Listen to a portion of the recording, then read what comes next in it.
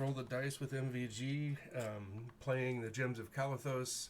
Our heroes find themselves in the tomb of a dwarven lord, and they are currently being attacked by skeletons. I guess we should go from there. Anybody want to check the Twitch, make sure it's going through okay? Yeah, it's going through. I just okay. I don't know. Starting at the top of the initiative, we've got... Oh, Edward is not here. I don't know why that popped up like Sure. shortly after you asked for... Yeah. So we got Leona, Finellis, Leadum, Oxen, Talon, Skeletons. Got it. Leona, you go first. So, quick. You there, Leona? Yeah, I'm here. Mm-hmm. It's your turn. Yeah. Oh, it's hopping around. Oh, yep, I saw somebody above me. Nobody there, so getting kind of. I'm thinking of what I should do next. So I'm gonna go ahead. Features and traits.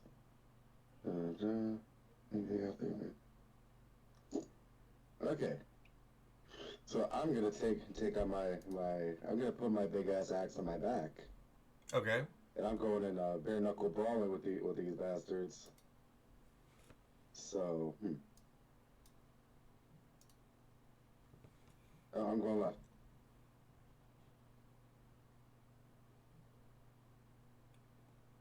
You gonna post up there, or are you charging them? There it is. So 10, 15, 20, 25.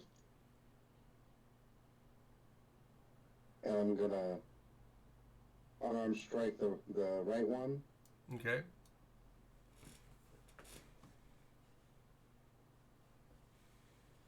That's it for a 20. Yeah, it is. All right. 12 damage. 12. All right. That's a good hit. And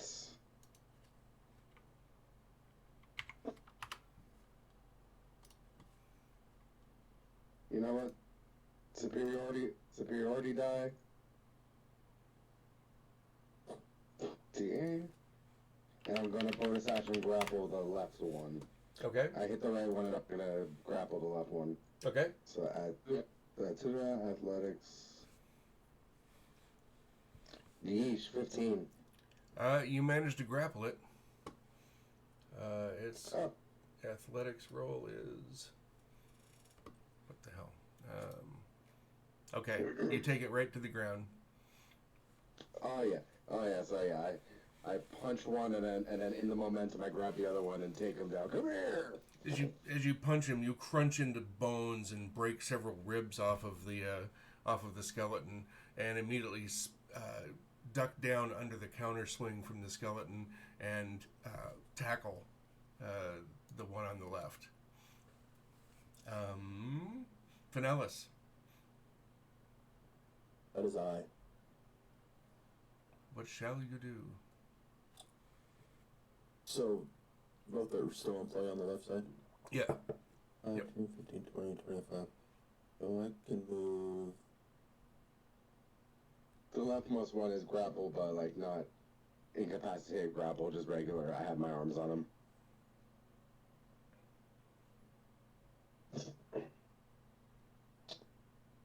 Let me...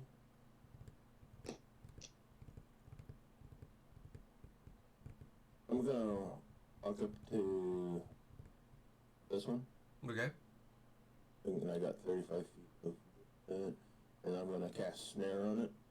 Okay. Do you have to be point blank range for that? Yeah, I got that. Gotcha. Does it get a dex save or anything like that, or is It's it just... got a dex 14 save. Okay. Wait, you're talking about a... I hate to be a spell Nazi, but you're talking about snare? Yeah, that's a 1 minute cast time. Oh, is it really? Yeah. Oh, jeez. Yeah, that's a trap spell. Yeah, you have to set that up like before combat. Okay. Oh, let me go back here then. Absolutely. Yeah, it is untouched technically, but when you touch the rope, the rope does the thing. Gotcha. So it's like a trap. Right. But yeah. Okay. Then let me walk up here and club it with my great quarterstaff. Okay. This is the one on the right that you're going after? Yeah. Okay. Give it a whack.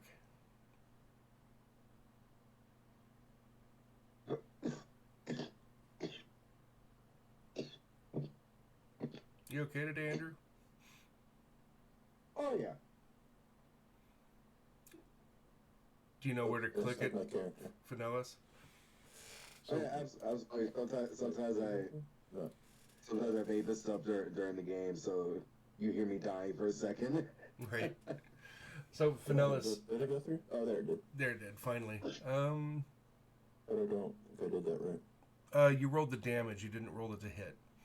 So when you're looking at your character sheet and you see under actions, you see your quarterstaff, the first box, the hit DC, that's what you want to click to hit. The second box is for damage. Okay. And we'll just consider that damage when you hit. there You it is. did, all right. So you did 7 points of damage. You come running up, and while the skeleton is trying to recover from having its ribs busted out, you swing over the top of your head and come in with a good solid strike to the head and just crush it into powder. And it collapses in a heap of bones.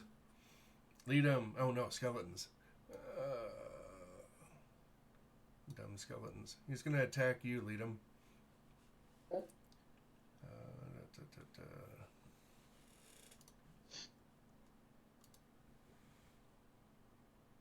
Does a 15 hit? Oh, a 19. 19 hit? Yes. Okay. 6 points. It comes running in, despite the fact that it has a bow. Comes running in, swings a short sword at you, and just stabs you right in the top of the thigh, drawing a cut across it. The next one comes in, 5, 10, 15, 20, 25. It attacks me.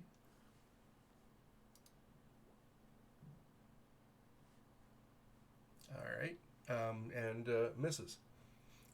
Who goes next? Lead him. Take it to him. Can I get a Drake token? A what token?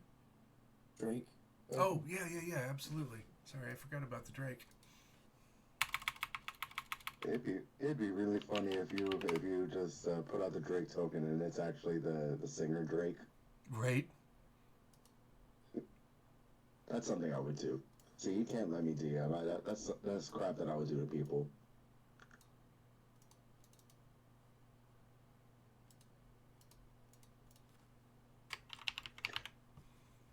Drake and controlled by lead him. Okay, it's all yours. Right. Yeah. Bonus action, I tell the Drake to attack the skeleton between me and him. Okay. This one right here. Yep. Do you use flanking or I don't know? Oh yeah, yeah I do.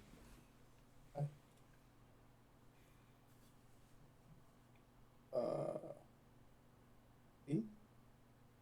Are you guys hearing any of the music, or is it not playing? Yeah. Okay. Yeah. Oh, it's playing. Okay. Is it too loud? No, it's perfect. Okay. I had a Roll20 open on my phone accidentally when I looked into the Google Chrome, Mm-hmm. and I had to shut it off. Yep. This is 15 hit. Oh yeah. Yep. How much damage do you do? It looks like 6. 8 damage. Oh, 8 damage. Got it. Okay. 6 was the second roll for Yeah. damage. Gotcha. 6. Okay. And then your turn? Oh, that was my turn? Oh, I thought that was the Drake. Oh. That's a bonus action to have it attack, isn't it? That's an action coming up. Oh, okay. Gotcha. Well, then it goes to Talon. Talon will take a shot.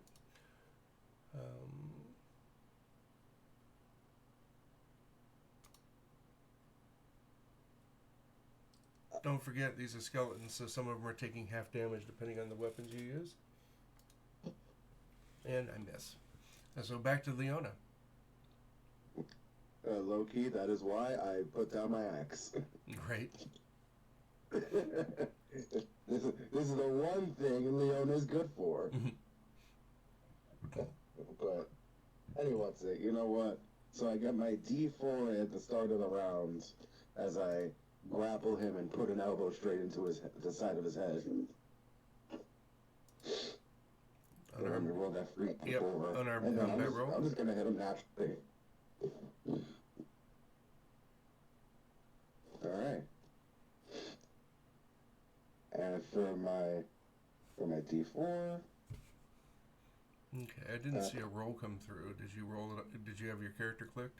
It's just, Okay. I got it. So I got a 3 on the suplex damage. Okay. And then I'm gonna elbow him straight in the side of the head. That's a good for hit. a 24. Okay, that hits easily. For 12 damage. Good grief. All right, you just crush this thing in a bear hug as you're laying on the ground on top of it, and it's trying to stab you with a short sword, but you just kind of reach in and just kind of crush its arms and crush into its shoulder joints. You crush the shoulder joints into the rib cage, and you just kind of compress the whole thing down into a pile of broken bones, with its arms and legs still twitching. Oh yeah. That was kind of crazy. All right, Finellis. Retreat in each square is 5 feet. Correct. Right? Okay. Correct. Yep. Sorry, it's taking me a few minutes to get going today, guys, but I'm on it now. I'm going to come up here in the bonus action. Layla, I believe is what it is. Shillelagh? I guess I'd have to be on top of it, alright? Yeah, you have to Is that cast good enough Shillelagh effect? on your spear. Or on your quarterstaff. Yeah, that's it. You don't want to You do don't that have to be- while in You don't have to be on the creature. Oh, okay. Yep. But Shillelagh, if you wouldn't Shillelagh provoke a attack of opportunity, casting a spell right next to him? That's not a 5th edition thing. Sadly. That's the casting spells in 5th edition doesn't provoke opportunity attack. Okay. Well, that makes it easier. There might be a feat for that. If not, that could be a feat. There is a feat called Warcaster or Mage Slayer Mage that Slayer. allows you to Age take Slayer. take an opportunity attack on someone that's casting a spell that is a ranged attack or something like that. Mm-hmm. And you get a bonus to you force them concentration checks with a disadvantage. That is a Yeah, that's a feat. Yeah, I remember reading that one. but Shillelagh is intentionally it basically makes your weapon magical Right. and it Right. changes it to a D8 or something. It's a bonus action, right? Yeah. Oh, is it a bonus action? I thought it was a. Yeah, it's a bonus action. Okay, I thought that was a Yeah. full action, so that's hence my comment. But I still thought that casting a spell in melee other than a combat spell was attack of opportunity. So thanks for clarifying that for me. I mean, if you want it your way, it's your game. Well, that's not something that I would just idly discuss, arbitrarily say. So we can discuss it later if it's something we want to include. But for right now, you come up, you cast Shillelagh as a bonus action, and then go ahead and roll your whack-a-mole. You miss. It takes it on the shield, and as it turns to you with these orange lights deep in its eye sockets, its mouth opens as if it says something, but nothing comes out. Does Jank still have an inspiration from the last session? Oh hell yeah! Are you telling me you want me to use my inspiration right now? I mean, if you want, I just wanted to double check because I inspiration please for combat scenario.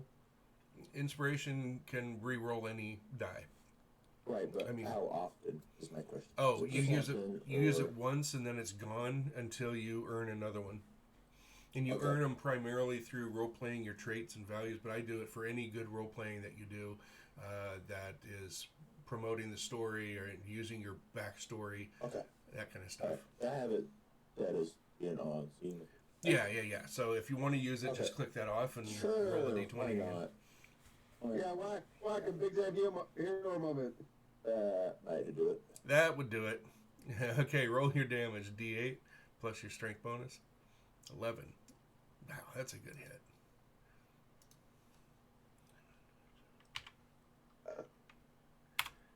You smash Okay, into good it. old This game of time, laptop over here. this time when it tries to block its shield, with its shield, you kind of roll right off of it and you rip 3 or 4 ribs out of its chest, rib cage. They go flying across the room. Who is next? Skeletons I go. would, when he hits him, I'd like to use the reaction of my thing and give it an additional d6 of lightning damage. Oh, you bet. How often can it do that? Every reaction. Damn, are you kidding me? No limit? Well, Wow. there's no limit, but I mean it's reaction, so it can't. You can only do it once a turn. Right. And you bring your reactor for the whole turn. Right. Well, yeah, but yeah. You It's top of the initiative, so. you definitely take this thing down as your lightning hits it. We don't have to worry about any residual lightning going down. It's not a long breath weapon, is it? Oh, it's not a breath weapon. So basically, it just infuses his staff with lightning. Oh, that's awesome. It's like whenever an ally within 30 feet of the Drake that it can see, it's an enemy. The Drake can infuse that attack with lightning. Oh, I see. Or So whatever it the is. Drake's not attacking as a reaction. The Drake is augmenting his shillelagh as his action. Yes. Okay. Yeah, his course. That's Okay. exactly right. Oh, that's cool. That's awesome. Yeah. How does your Drake infuse the magic? It opens its mouth and magic starts, or lightning starts like forming around whatever object it is. That's awesome. That's cool. Yeah, it sucks when you're a ranger though, and you're more than 30 feet away. Right? Should become a short sword wielding. Yeah, ranger. wielding thing. Yeah. Oh, but you need range in here too, don't you? Come on. You get your close in defense weapon. Okay, skeleton's going to take a shot at you again. Oops, and that is not a skeleton. That is me rolling initiative for a second time for some reason. Oh, well. The skeleton goes to swing towards you, and its right arm falls off at the shoulder, and its sword lands at your feet, still gripped by the arm, which is trying to lift the thing, but it has no way to lift it, so it's just kind of scooting around on the floor. You're gonna need that. Yeah, right. Oxen. You've disarmed him. Oh wait, Oxen is not here. The turnover still says You got it's it. on. Yeah. It took a second. Talon goes.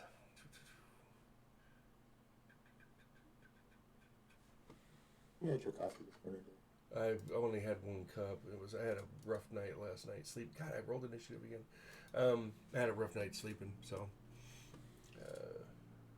that's why I'm It's a little. okay. I was thinking of you all night. People believe that when you're up at night, it's because somebody's thinking of you. It was me. I was thinking of you. Aw, I feel so much better now. It was not good. Don't be flattered. Oh shit. Okay, so Talon strikes forth with his spike ball and chain and smashes the thing from its shoulder to its hip, and it falls in a pile of bones and armor bits and, well, dusted. You're boned. Quick couple of quick breaths afterwards from the intensity of combat. And what do you guys do? So where's the one that sits on the throne if these were the guards? That's a good question. Who watches the skeleton men, as it were? Yeah. Yeah. Let them do you, or excuse me. Leone, do you smell anything? Do I smell anything? No, you just smell the musty odor of the dust that's around the room and the dusty, moldy smell of the desiccated flesh and bones of the skeletons, plus the kind of iron, jeez, I was thinking of irony, the iron scent in the air from their weapons and armor. Well, Does the throne look like it's been sat in? Or is it like super dusty? It's Yes. super dusty. check around the base. Okay. See if there's like a trigger. Scratch marks on the floor. Yeah. Gonna give it a nice that- wide berth and look around it. Sure. Oh, I got a 10-foot pole. There are those four aquamarines that are on the throne itself, and give me a, let's see, you got 17 perception. That's pretty damn good. You spot a small opening in the back. It's not an opening, but I mean it's got a cover over it, and it blends in very well to the rest of the chair. Okay. So it's like in the back, right? Yeah. I want to use the 10-foot pole. See if I can't open it. This guy Okay. poking something with a 10-foot pole, so I'm gonna back up. Okay. Did you say you have a 10-foot pole? I do have a 10-foot pole. What? I was just looking at my inventory. I swear to God, it says right here, 10-foot pole. Dear God. You know what? Don't we all wish we had a 10-foot pole? Well, right, yeah. It's not the length, it's a girth. I should just use my tail. It'll grow back. Right? Yeah. It's not the size of the wood, it's the quality. I got to remember that you got that encumbrance with you, that 10-foot pole. Encumbrance? What? Well, yeah, it's 10 feet long, dude. That's not an easy thing to haul down hallways and shit like that. So you tap. That bit of break it most times. That's It's probably collapsible. long enough. It's collapsible here. Oh well, all right then. Good enough. And you tap the bottom of it rather vigorously, and nothing seems to happen. Alright, it's good. It didn't explode. I will proceed to use my hands this time. All right. And Try to finagle it, or sure, I don't know. it What do takes you want me to do? it takes a few moments. You kind of push it up, you push it down, you push it in, and then it recesses a little bit, and then it kind of pops out. Okay. It's about maybe this big around, the panel. When you pull it out, it's got the face on it, and it looks like it has a wooden box behind it. Ooh, trinkets. I remove the wooden box and Okay. kind of blow it off a little bit. Sure. And show it to Faneros. No.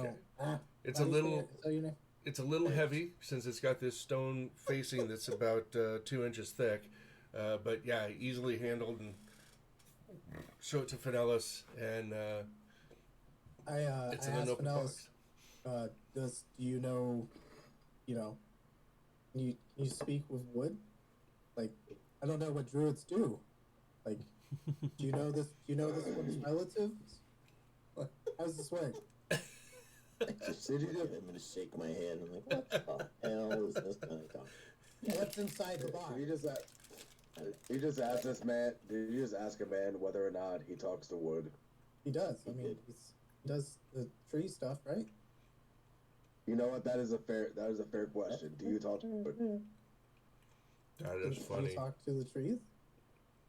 Or does it have to be alive? I think this one doesn't have roots. That's what it is. This one Yes. doesn't talk. It doesn't respond to you. He is dead. Yeah. Okay. Well, can you sense magic? I'm not really trained in Arcana, but maybe you can sense something I don't.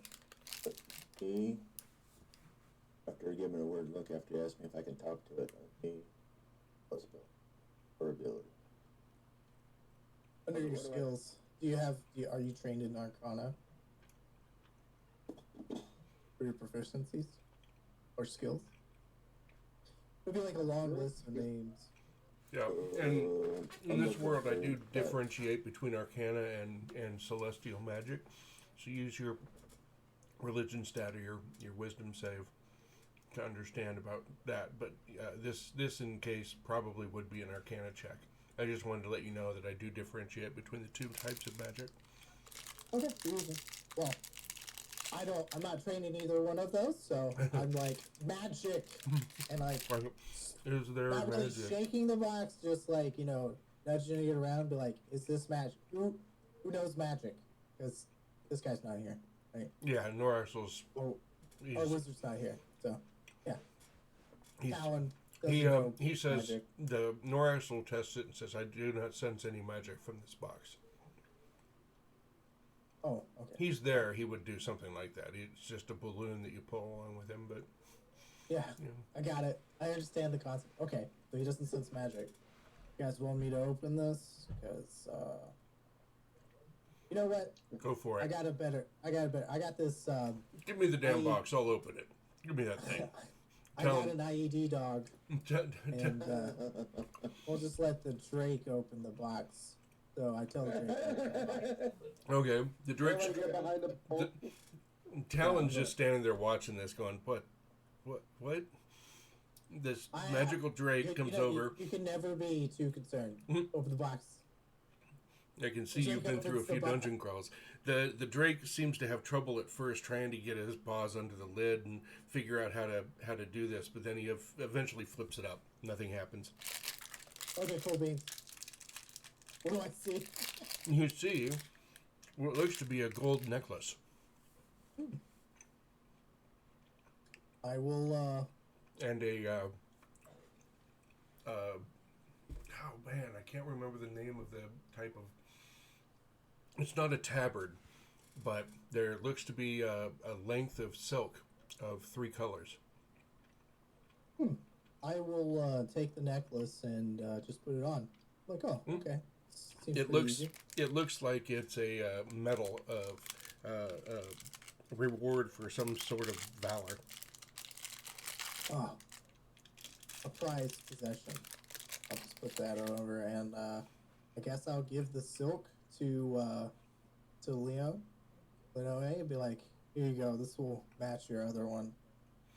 Your other arm. Yeah. You can have 2 armbands now. Well, this is shoulder to yeah. shoulder. It looks like it's one of the baronial sashes or possibly a ducal sash. Again, it's a reward for service. I'm gonna string these together into a cape. You can make a tourniquet out of it. Looting the dead. I see. Even their valued, honorable possessions. I was saying, did we just rob a dead guy? I mean, I'm not upset with it. See, but when they attack, He wasn't a dead guy. It's a throne that we're robbing. yeah, this is fair game. Kind of nudged Telling the thing goes, this is Leonis. this is not right. Well, your ways are not the same as mine. Understood. I come from a group that nothing is squandered, nothing is not used. True, life in the swamp. This You know, necklace could bring he just kinda many grunts. heroes to our humble tribe here. He just kind of grunts, and he looks over at excuse me, Leona, who is putting on that other tabard, and says, "At least that's a bit too far, don't you think, Leona? Are you going to take another man's? Are you going to take another man's honor, even though he be dead?" I mean, I'm not taking the honor. It's just really cool sash. I mean, look. And he kind of waggles his arms, and he's got like tassels hanging off of it from the sashes. Good grief. I want more of them so I can have tassels like actual Randy Savage. Oh my goodness. Uh-huh. There's like ribbons, like streamers on everything. Little battle marks. Victory. Big hat, sunglasses. Alright, I get a little carried away. Oh Okay. yeah. Okay. You see a corridor leading off to the left, but that seems to be the only other exit from this room. Shall we continue the hunt? To the hunt. I believe we shall. As you move through the Ooh, left try- door, a chill fills the air. As you approach farther down the corridor, I'm assuming checking for traps along the way Yeah, I again. was gonna say, did we notice the holes in the side of the walls like we did at No, you the don't. beginning or anything like that? You don't. And the floor tiles look. Mr. 17% over here. Yeah, he doesn't seem to miss much. The temperature has gone down 2 degrees. Is that Celsius or Fahrenheit? It's magical. It's Alright, well, I guess we're gonna run in here then. No. all right. You see a door at the end of the corridor. A corridor, if you were. A corridor door. A corridor. So we feel cold air coming from this door, correct? This is It where does seem to be chilled. Yes. Chillier down this end and yeah, okay. Do we Talon will stay back and take care of Noraxel, who's vomiting right now. Bleh. do we notice anything about the door? Or what do we notice about the door? It is it looks like a heavy wooden door with iron bindings on it. But other than that, there are no carvings. But there are handles to open it towards you.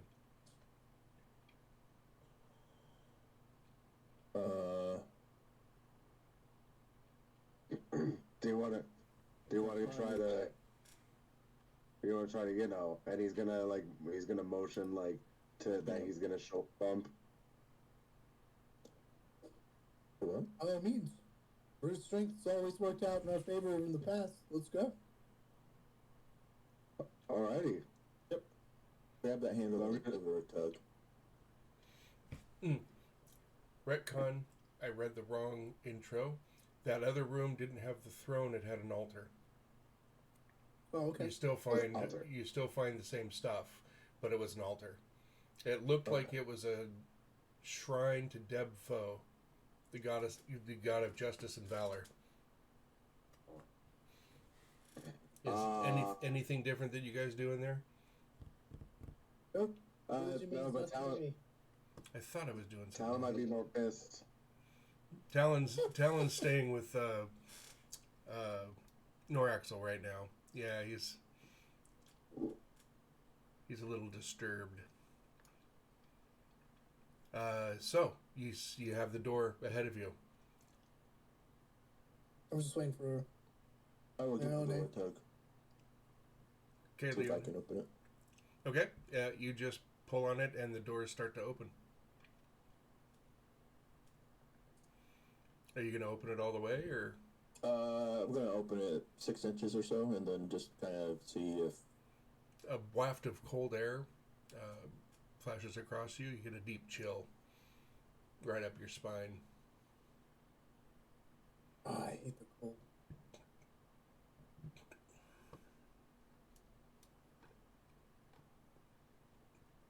What do you do next?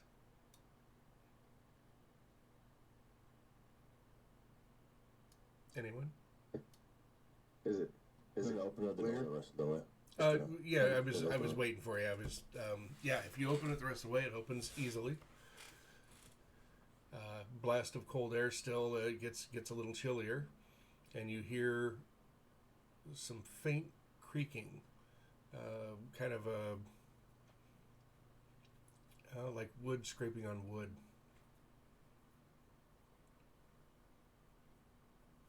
Oh, It's dark. Yeah, I know. That's the door I'm trying for to. us. I'm Okay. trying to reveal it right now. Okay, there you go. There you go.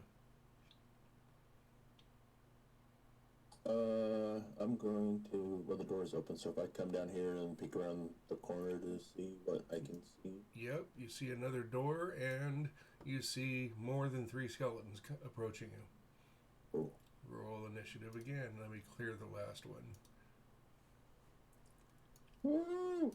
We got initiative, boys. There we go.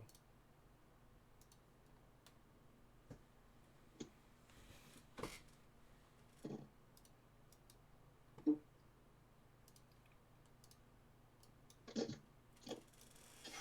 right. Are these actually on the other? On the map layer?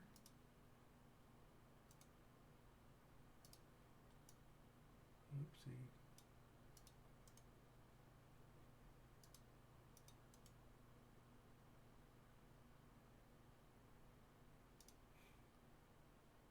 Okay, there, that makes more sense.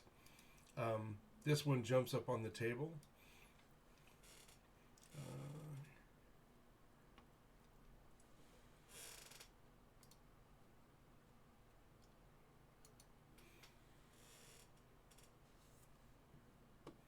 Okay. Lead him. Way to go. Okay, You are first. I'm going to ready in action. So when they come around the corner, I'll use. I'll just shoot it, and bonus action spell my break to attack at the same time I do. Okay. And yeah. All right. Go ahead and roll your shot. No, I'm just readying the action. Oh, you just read in the action. Okay. So when they come into Yep. view, that's Yeah, when you'll nail them then. All right. Well, they come into view. But Okay. Yeah. Is it just that one that comes in? Or? nope. I'm going to Okay. move them all, and then I'll take their actions. Stand by.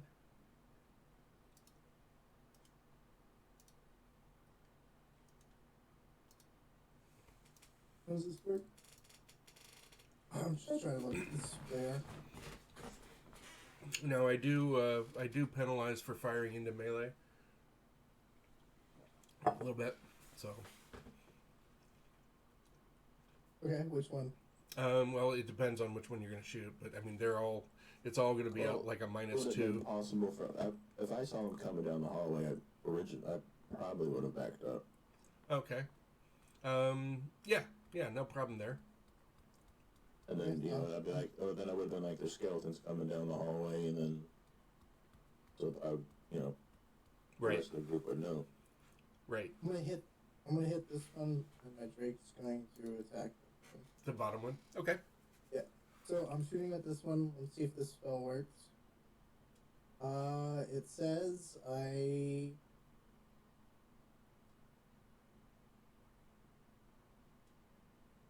shoot a normal attack, and if it hits, I get to cast the spell. Okay. Well, let's see if you hit. 12 hit. Nope, you missed by 1 point. Okay. Your arrow shoots through the rib cage of one and kind of shatters on the shield of one behind it. Okay. Uh, And the Drake's going to make his melee attack. okay.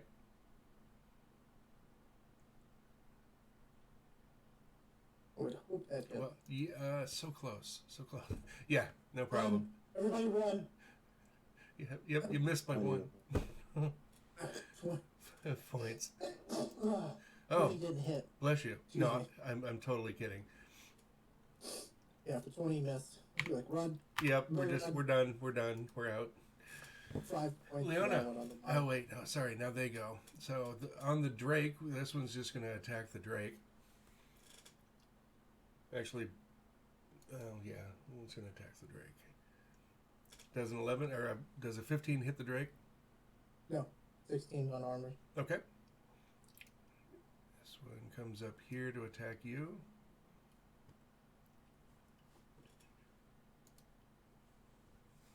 Oof.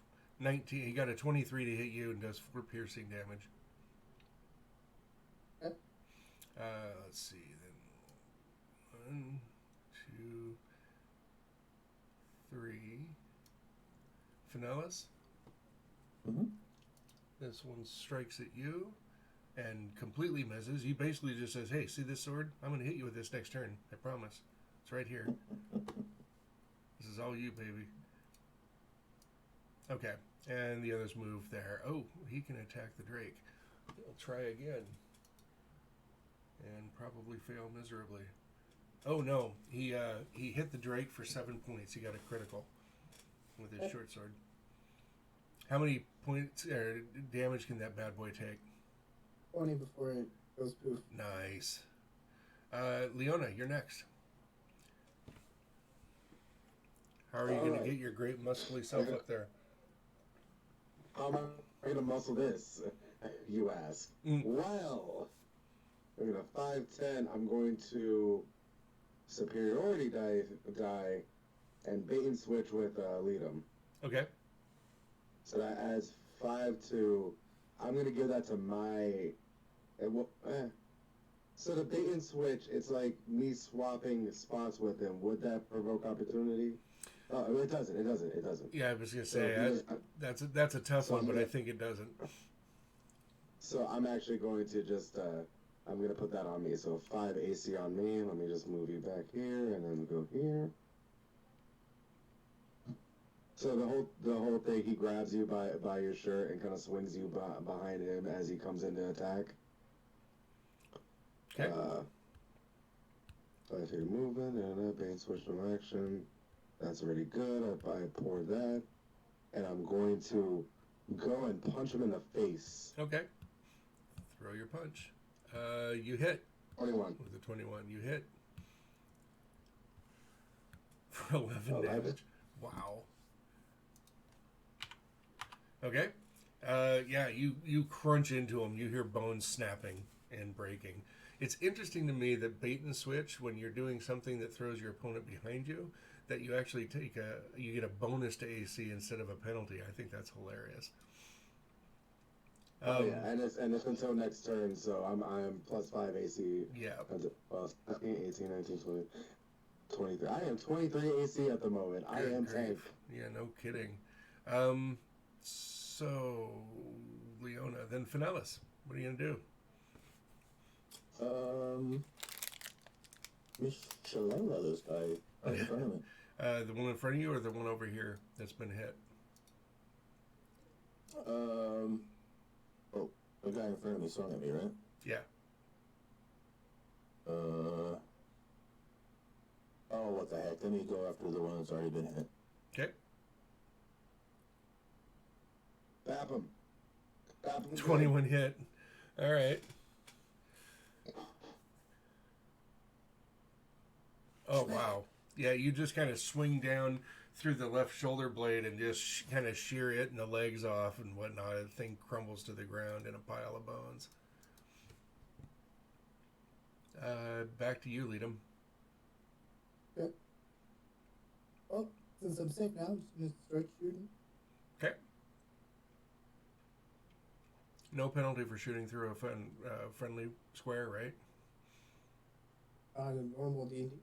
It's just allies. Okay. Or just enemies. Okay.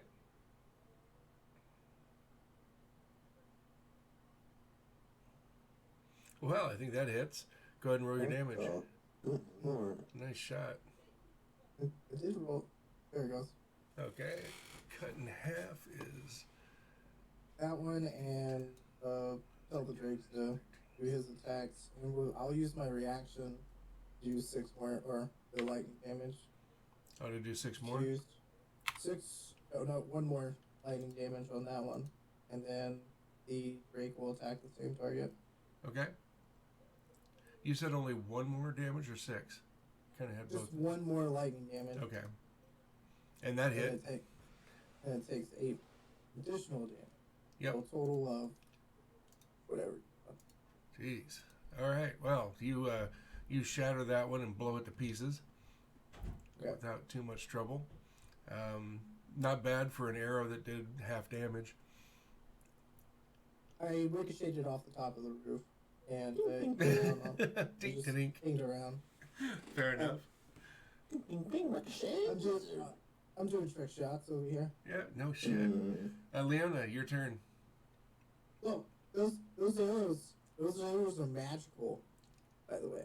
Guidance arrows like on No, because my short bow is a +1. Oh. It's not normal piercing damage. It's magic piercing.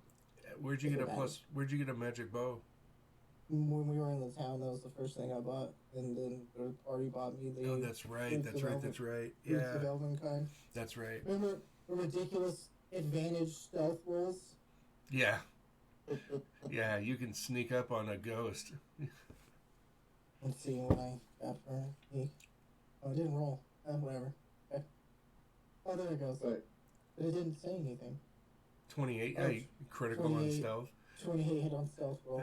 That's crazy. Crazy. It's awesome. Well, it doesn't work if something's got like tremor sense, because it's only trying to says.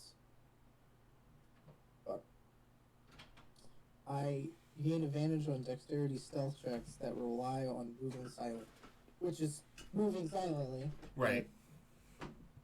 If it's not uses tremor sense, then it doesn't matter. Right. Right. It's not making noise. Yeah, and you wouldn't be able to do it like in the middle of a room with people looking at you, but certainly could sneak up on somebody in a corridor without any problem. Even a guard. Wow, that's awesome. Well, at least with that roll. But +8, holy cow!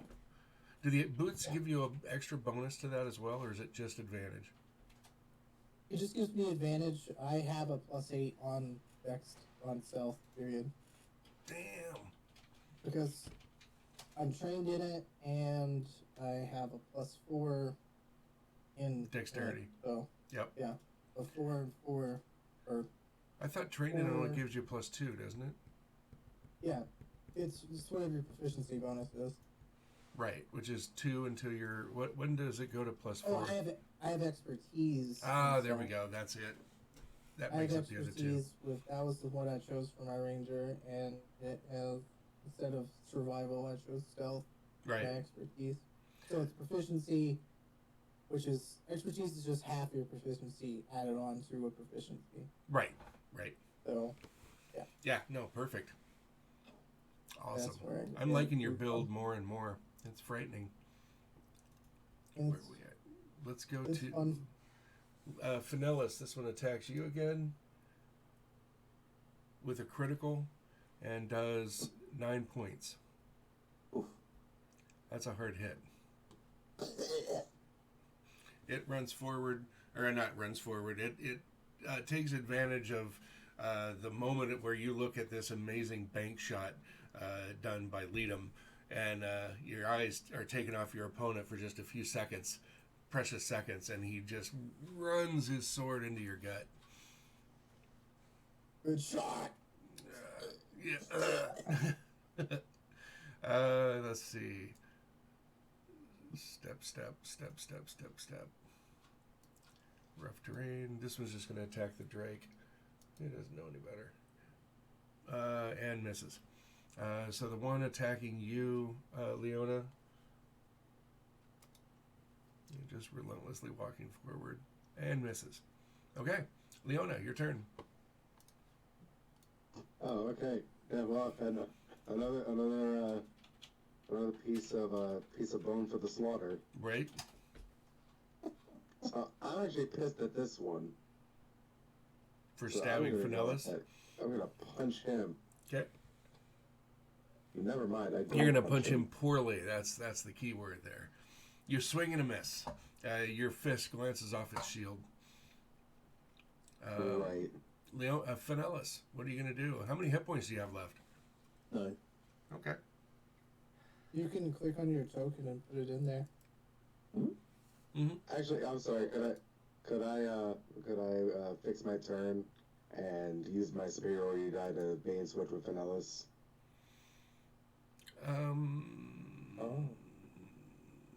Sure. You bet. It's a non-action. Yeah. So Finellis gets +7 to his AC, and we swap places. Huh. Gotcha. Or pushing me out of the way or whatever. Yeah, But yeah, plus 7 your AC for the maneuver. Awesome. Well, he's still got a critical on him, but so that doesn't change. Oh no! Oh no! This is for anything in the future. Yeah, Beyond yeah. this 9. Okay, so that didn't take an action. What else you got?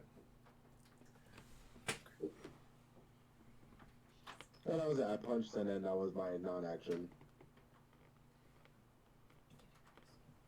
Okay, sorry about that. I had family drama. My daughter didn't go to school again today, and I'm kind of wondering why. So what was that you did again, Leona? Alright, bait and switch with Finellis. Right, I got that. To give him plus 7 to the AC, and then that was it. All I did was that turn was punch and then swing Finellis Swing around. Finesse and all done. Okay, Finellis, your turn. That's all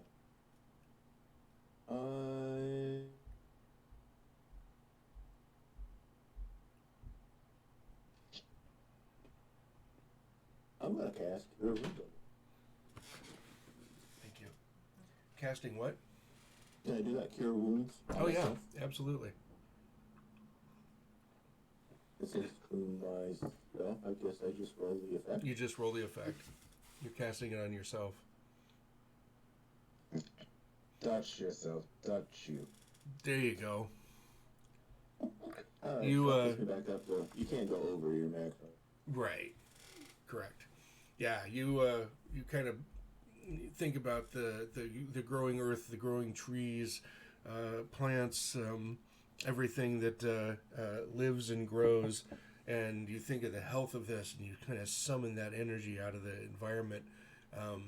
Even down here, deep in a stone tomb. This dusty tomb. Yeah. All this dust, earthy dust. And then your wounds start to close rapidly. Dust is usually from human skin. Right. Is rock dust or something along those lines. I don't know. Make up something here. I don't have an answer for that one. The rocks are slowly deteriorating. There's no rock dust. It's from all of these skeletons walking by. It's just little bits of bone dust. Skeletons are coming from the earth. They're decaying flesh. Right. Yep. Hey, as long as it heals me. Yeah, it's one of those things I completely forgot that the majority of dust comes from human Is that disgusting? detritus. Think Yep. about? Yep, cobwebs too. And you just think about all the stuff of people hanging around your house. Mm. Ugh. Okay, Spiders. Yeah, okay. so Finellis heals himself. Lead him. Let's pull another trick shot. Sure. Why not? Why not? I'm gonna shoot this one. Okay. As soon as I got back to the right tab. Oh, another nice bank shot And puppy dog. at point blank Bite. range. Or is he dead with that one or no? Yeah, he's dead with that one. Okay, puppy dog's gonna attack. Okay. Oh, Wait. Do we do the flanking thing still or no? yeah, Right. no, I definitely use flanking. Okay, well, Lidham's right there, or Leona's right there, so. Okay. 3 damage to his butt cheeks. To his butt cheeks specifically. Okay, gotcha. Butt cheeks have now taken damage. His pelvic bones. The last bits of desiccated flesh fall off its butt. Mm-hmm.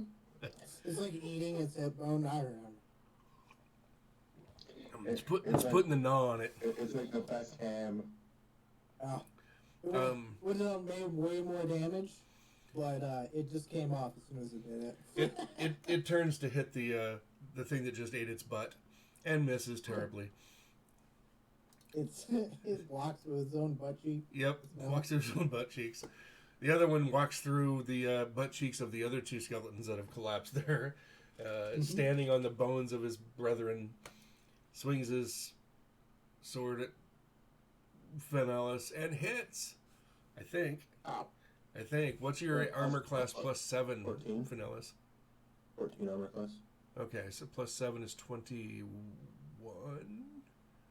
which is not quite enough. It got a 23. You take 6 more points of damage. Wow. Yeah, I couldn't believe it. Average. He rolled I can't believe it. he rolled a 19.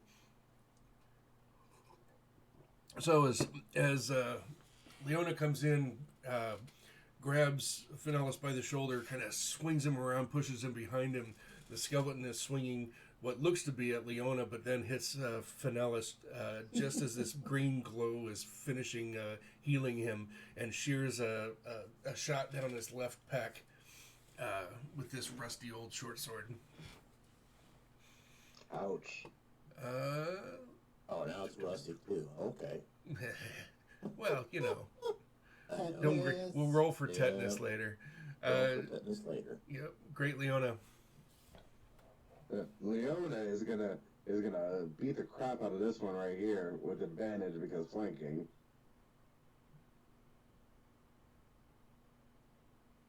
And miss. I do that advantage.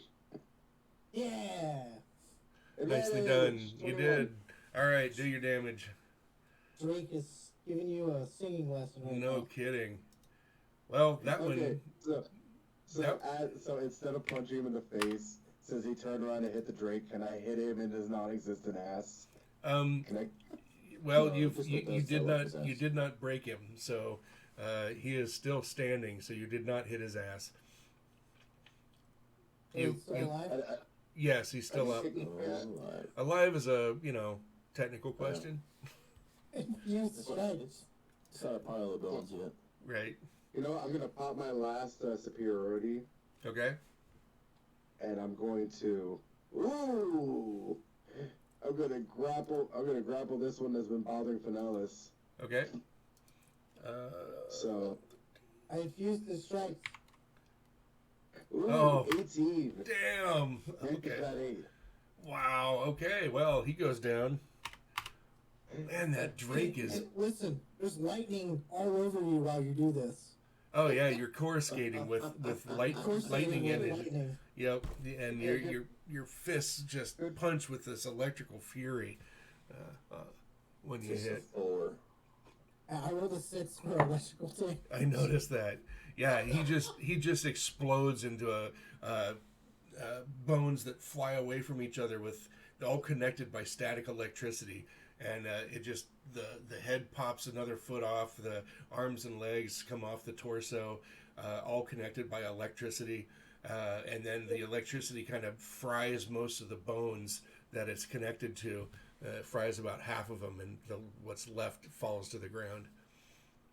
You know, I need to. So then- my ass kicking maneuver did work. No, you missed your ass kicking thing, but Yeah. but your No, fist, no, no. your fist did all the damage. You just blew it to pieces. Boom. Oh wait, no, you were attacking. Yeah, this is the one that doesn't have an ass left. This is the one you So- just blew up. No, so I punched the one that didn't have an ass. Right, and missed. You did. No, remember? Oh, you I had re-rolled. advantage. So The that second re-roll. roll was actually the advantage roll. That's right. So that's what I was saying. I wanted to kick him in the ass. Right. Yeah, So that's you the damage. you drive your foot he's right up grappled. through its groin area and shatter its ass. And then the other one is the other one taking the damage that you did with all of that extra wahoo? No, the extra was on the one that got kicked in the ass. Okay.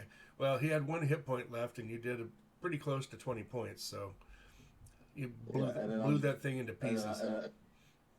that athletics is actually to grapple the very last. That's the one. Yeah, that's the one I was waiting for. Got it. And he will counter with. Nope, you got him. Damn, with a 10 even. Yep. 10 plus 8. He's grappled. Okay, Oh yeah. now it's gonna Finellis. What are you gonna do?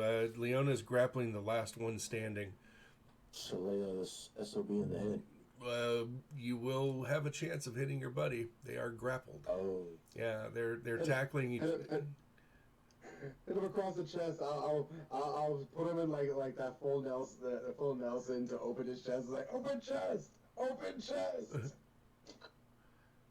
You gonna go for Smack it? him across the chest. You gonna go for it? What if I Go do for like it. a leg? What if I do? Okay, I'll go for. What am I going for? The chest now, or am I doing a leg sweep with my stand? You know, he's kind of grabbing him all over. It's gonna be whatever kind of shot presents itself to you. I'm gonna try to knock his legs out from under the skeleton. Okay. It'd be really funny if you literally knock his legs out. Well, you might knock yours out. But he doesn't. He hits and he scores, shattering that one into pieces. You knock its legs off, and then Leona just kind of crushes the rib cage, Chest cavity? the chest, and then it collapses to the ground. Oh yes. Bone dust is good for calcium. Suck the Yeah. marrow from his bones.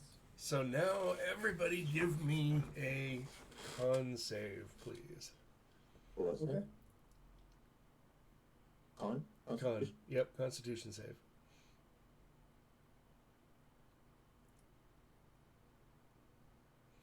No Oh. problem. Lead him, you saved. Oh, hold on, why didn't I go through? That's a question I can't answer. Well, I got a 21 on that. 18 plus 3. Okay. And how about you, Finellis? Using them all good anyways. Oh, you rolled a... Okay. Good to know. You fumbled. Or did I already use my expert? Yeah, you already used your Okay, never mind then. yep. I fumbled.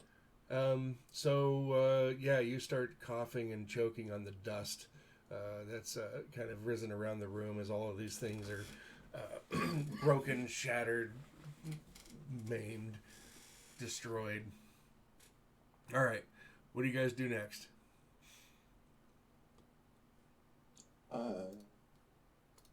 Continue Heal myself. on. Okay, how are you going to heal yourself? Using a first level spell or using a cantrip? Don't have a cantrip. Correct. Okay, There are no healing cantrips. you do have a I healing can only use- potion. I can only use what I have prepped, right? Yes, and you do Yeah, have a alright. healing potion available to you, though. Oh, then I will slip I mean, down a healing potion. are you going to give it to him, Leona? Oh, Oh yes. I'm gonna give him the healing potion. Okay. Slurp it down, buddy. I don't need it. Roll 2d4 plus 3. Yeah, I guess you and Liam are just tearing. Actually, all three of you are tearing things apart. 2. How do I do the +3 part? If you go over to the, I know the D4 part. are you using the dice roller or just typing in? And add it. Yep. Alright, there you go. 5, 6, 7, 8. 8. Yep. You can also roll in the roll 20 whatever combinations you want by typing \R and then whatever dice that you want to do. So let's say it's like 2d6 plus 5. Sorry, I remember seeing that written out somewhere. Yep. Copy pasta that somewhere. Just like that. And it also already has like pre-generated numbers like 2, 3, 4, and 5. So if I wanted to D8 plus 4, it would all I have to do is hit send Mm-hmm. and it would roll. So like Yep. there's 48 right there. And you can always check the calculations to make sure that. Oh wait, no. When you type it in, it doesn't do that. But it does show you. So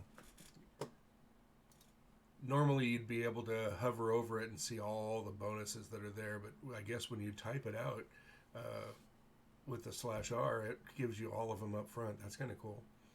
Also, with the extension, some of the items, I know healing potion, it has it on there, like what it does.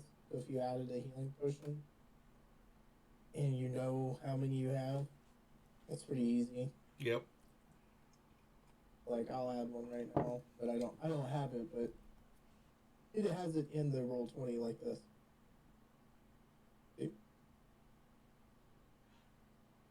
I thought it was a Go ahead. 2d4 plus 3. 2d4 plus 2. Okay. So, That was straight off of the Character sheet. D&D Beyond. Yep. Cool. So, what do you guys do next? Finellis develops a bit of a cough as he sucked in a bit too much of the shit rolling around in the air. So for those, buddy, you think we need to take a sit down? I gotta like cough and spit out like a big old wet oogie of dust and say, nah, I'm good to go. Ew. Are you able to, are you trained in healing? One of your Yes. proficiencies? Oh. Proficiencies? Yeah, it'll have a circular dot next to it on D&D Beyond, black dot, if it's something that you have trained with expertise. Yeah, there should be a giant column that has all your skills. Let's say acrobatics, animal handling, arcana, athletics. Nature, perception, and I'll be right back. Forced by So is which one is medicine have a dot next to it? No. Okay, then you're not trained. Plus, you would need a healer feat in order to do anything beyond basic mending. Yeah, you can stabilize, but you need a healings kit. You can just discern stuff by having medicine. Like, just because you're not trained in it doesn't mean you can't do the medicine, but it's basically all it does make you stabilize dying allies right now, or diagnose an illness. Oh, didn't mean to click that.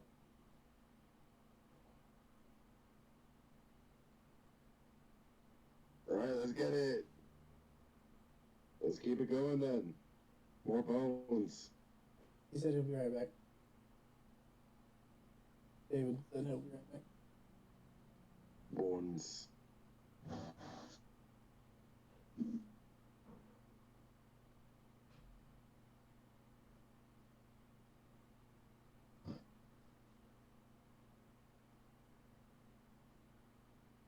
What is this third level spell? Asharon's Stride.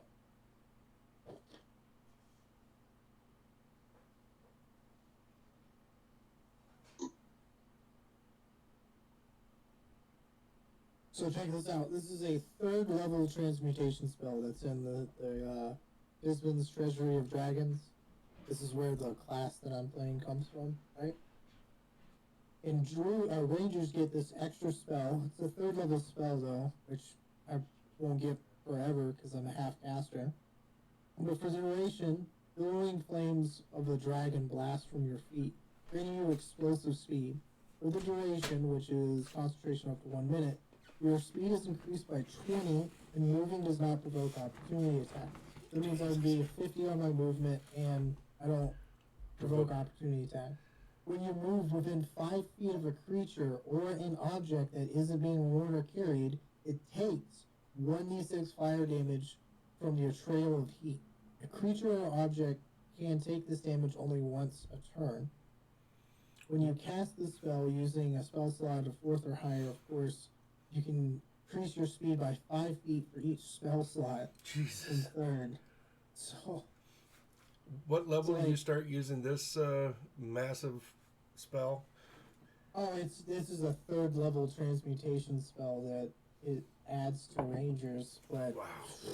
I'll be like level 8 before I can even cast a third level spell. Let me go check. That's crazy. You know, somebody said that the Rangers are broken, and I'm seeing them as a devastating machine of destruction. This is the only one that's like decent. If you want to play a ranger, go play a fighter. Like if you just want to shoot arrows, just go play a fighter. They're better at it. Yep. Wait, you're doing fizz bends? Yeah, I'm the Drake Warden. Ooh, so we can use fizz band stuff. Does that mean I can get the that punchy things that gives my unarmed strike magic damage? Well, that's what I showed you. That's in there. That's actually Tasha's that does that. That's Tasha's cauldron. I'm talking about The I'm amulet? talking about no, I'm talking about Oh my god, I'm looking for the feet right now. Just give me a second. I know exactly what I'm talking about. Oh my god. Brain work. We're good to go, by the way. We're talking.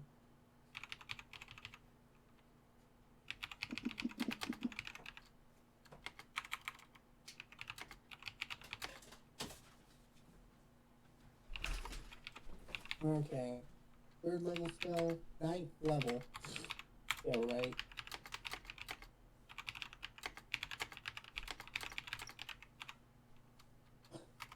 Imagine being level 9 just to cast a spell that gives you 1d6 extra fire damage. Like most things at that level are resistant to fire. Like, and 1d6 isn't gonna matter. Never mind, it's a magic item from Fizzbands that gives you that gives you magic to your unarmed strikes. Is it something of the Talon? I believe so. Yeah, I thought that was from... Oh, maybe it is from this one. I have the book. That is, that's what I was gonna give my great. That's like an uncommon item, too. Oh, yeah. All the way up. But you can go up to, like, +3 with it. Yeah, I would have to look for it. Anyway, I'm happy with my punchies being hurdy.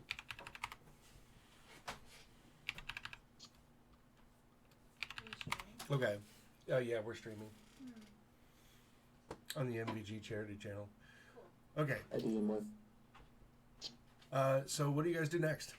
Now that you've stopped, why don't you guys take a short rest since you guys stopped and talked about theoretical magic physics and Take a short rest, figure out what the heck Talon's doing, because he missed that out on the phone. Talon seemed to Still have babysitting. kind of a cross look on his face, and he stayed with Noraxel, who's not feeling very well. Maybe he had too much exercise or too much something. Since Noraxel's not here, don't want to use him, so I'm keeping him out of combat. And it would make sense that Talon would stay back and protect him. Doing a good job, buddy. Yeah, he's Thank you for that short rest, by the way. That just refreshed everything I just had. I said thank you for the short rest. It kind of refreshed everything that I have. right.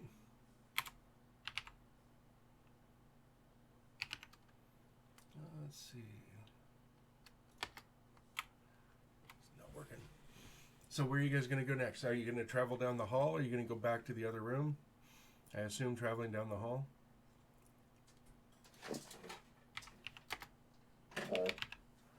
Forward unto dawn.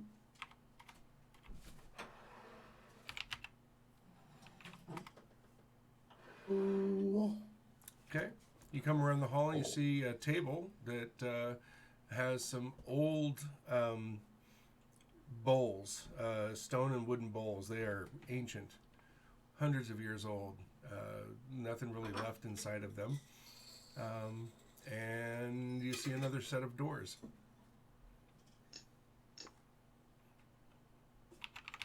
Oh, these bowls. I mean, What was that? They're just like old, dirty wooden bowls. There's nothing on it. It's completely unadorned.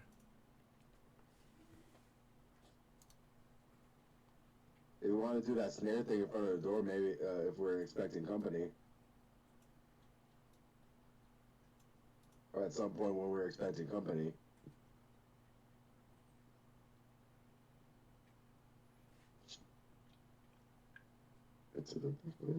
You heading over there, Leona? What's that? Are you heading over around the corner? Yeah. Okay. So, Leadum, you do not see anything on the door unless you want to make a perception test, but you don't see anything untowards on the door, just like the last one. Alright, I'll try to smell like at the corners of the door, see if I notice or hear any scraping of more additional skeleton bone men in the next room. Yeah, nope, you don't. 14. You don't smell anything. Okay. You don't hear anything, and yep. And it does two handles on it, just like the last doors did. Yeah, I guess I'll open it if my party wants to do anything before that. Yes, I'm opening it. I'm gonna stay back here just a little bit before, because I'm still hacking up a little bit of dust from the skeleton ashes. Dust. Yeah, Leona's gonna help lead him open the doors. Okay. The doors open fairly easily. A little bit of a creak to it. As the old worn hinges seem to be a lot squeakier, a lot creakier than the other ones have been. And you, again, when you open it up, there's more cold air that comes in. The temperature drops even more. Is there light sources or torches anywhere? Nope, the only light sources are what you guys have with you. Okay. I have dark vision, so you know. Yeah. Finalis, do you have dark vision? Yeah. Mm-hmm. Yeah. Yep. And how I about do not. you? Do not. So torch is probably yours, which will make using a bow interesting. Fucking Monday. Yeah. Why would a lizard man not have dark? Not have what? Dark vision? I don't know. Well, yeah. Not everything has it. Something's got to not have it. That's true. Besides humans. You would think a lizard man would. Then again, Dragonborn don't have dark vision. Right. Right. Well, you didn't grow up underground or anything along those lines. You grew up out in the swamps. You don't need dark vision out in the swamps, technically. Yeah. I mean, any race could benefit from it, but you don't have the genetic reasons to develop it. My Drake has dark vision though. Oh, of course it does. Of course, I can It's a talk little, to it telepathically. So let's go. and you can talk to it telepathically. I forgot about that. Okay, So, door we have opens enough up. information Yeah, between all of us and your Drake telling you things, and also your monstrous perception. yep. Well, he is a scout extraordinaire, that's for sure. All right, you see another door before you. A short hallway that's 25 feet long. Let's try to listen out for some clicky clacky. You don't hear any what's it clicky called? clacky. No clicky clacky. No clicky clacky. I want to peek in. Through the door. Okay. On the second door, Is the Yeah. second door unlocked? it appears to be unlocked. Okay, I'm gonna use thermometry and open it. Okay. How long does that last for you? Well, it's a cantrip, Okay. and it just says you instantaneously cause an unlocked door or window to fly open or open. slam shut. Yep. You start to open it, and you hear it go. It's like sounds like there's a bar on the other side of the door. Next one's locked. Is it Leona time? Do you guys think it's Leona time? I think it's Leona time. I'm just gonna sit here and scratch my head because I don't know what to do with a locked door. Can't do it. I could be bewildered. Look, maybe even stand up on the table. Fine. Lead him. Yep. This one might need some brute strength. Is it Leona time? I think it's Leona time. Motion towards Leona and go, come on, big guy. All right. How am I gonna take this down? So you said it feels like there's a bar on the other end, right? Yes. Hit it. Go for it. Hit it. Break it. Okay, I'm gonna do a full shoulder charge. You want Okay. that to be a athletics or athletics? Give me an athletics roll. This is just to avoid hurting yourself when you hit. Right, you are charging oak doors with a bar in it, so it's got a fairly low number, and then you'll be able to apply your damage to the door. You're not gonna miss the door. So this is really just to absorb the impact yourself. I Okay. think I gotta reload beyond 20, but it's 17 for my athletics. Okay, no problem. You hit the door perfectly. And roll your damage. Oh no, I flew up my damage. I got a 5 though. You got a 5. You hit the doors and they just hold solidly against you. You didn't even hear any cracking. Ow. Well, that shit's pretty solid. I like what they've done with thaumaturgy. That's fun. Oh yeah. Should I switch to my axe, guys? I think we're switch to my axe. So your way. Okay. Eventually, you will chop your way through the axe, but you are really tired at the end of it. Old seasoned oak is, and cold old seasoned oak is a tough thing. All right. Oh, But- the guy's cold too. That's right. Yep. Did he? So he already did this. Yeah. So he hacked through the door. Okay. Yeah. I mean, it took him probably 20 minutes to do, but you know, it'll take a little while. But you managed to cut through it without too much to do. And the doors are open, and now you see the throne room that I described earlier.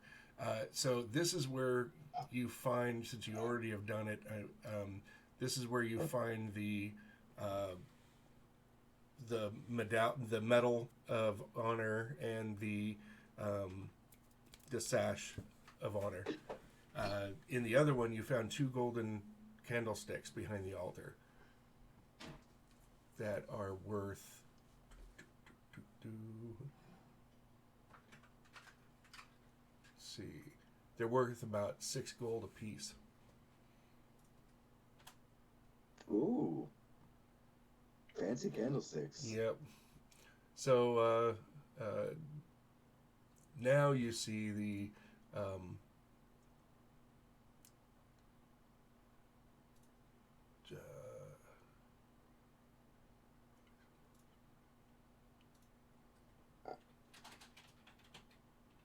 okay.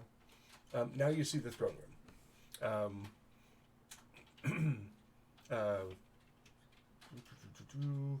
Faded red carpet runs down. You're not going to fight the guards again because you fought those in the temple. So 4 large aquamarines set in the throne. You do not find anything hidden in the back of it. There is nobody that has been sitting on the throne just like before. Your torchlight flickers, bringing movement to your imagination, but there seems to be nothing there. Can you remove the fog of war? I thought I did. I just tried to. Huh. Back for me. Yeah, it's not working. What the hell? Reveal areas. There. There you go. For whatever reason, it wouldn't do the whole thing at once. Okay.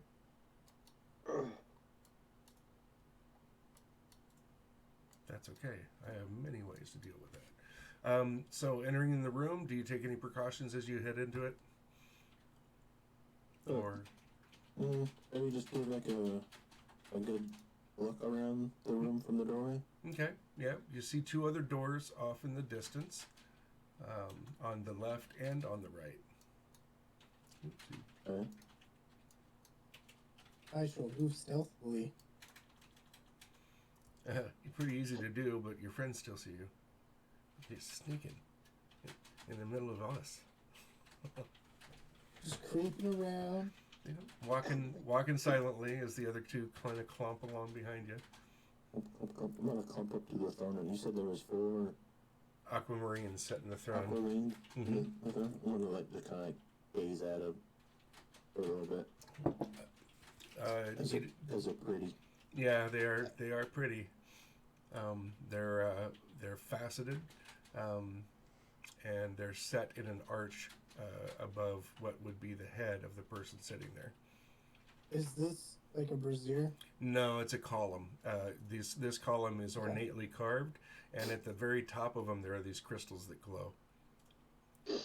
Except a couple of them are cracked, and they're not glowing as much. They kind of flicker a little bit, kind of like a shop light, that is starting to run out. What's going? Yeah. Okay. Is there any like torches on the side of the wall that are unlit? There are some sconces on the wall that's unlit. That looks like they have oil in the bottom of them. Okay. I'll just like go around and light them. Okay. Yeah, I'll go. I see Liam's doing that, and I'll go around and help him like they. Okay. Okay, no problem. Come back to like the middle of the room. So now both of you, I mean, if you're going to be lighting the things at the same time he is, then you'll have to have a torch of your own to go light them with. We got a $10. Okay. Scrape, scrape, scrape. No problem. You've got light throughout here. It flickers, and it seems to make the figures on the pillars dance as the light flickers around them with a red, ruddy glow. That is something you don't think about, like how the architecture of all places like that are dependent on like regular torch lights. So sometimes they'll design things like that to make it look fucking pretty when the fire's going. Mm-hmm.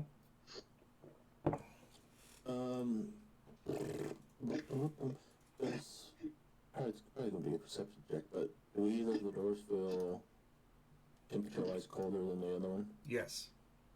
Nice job asking.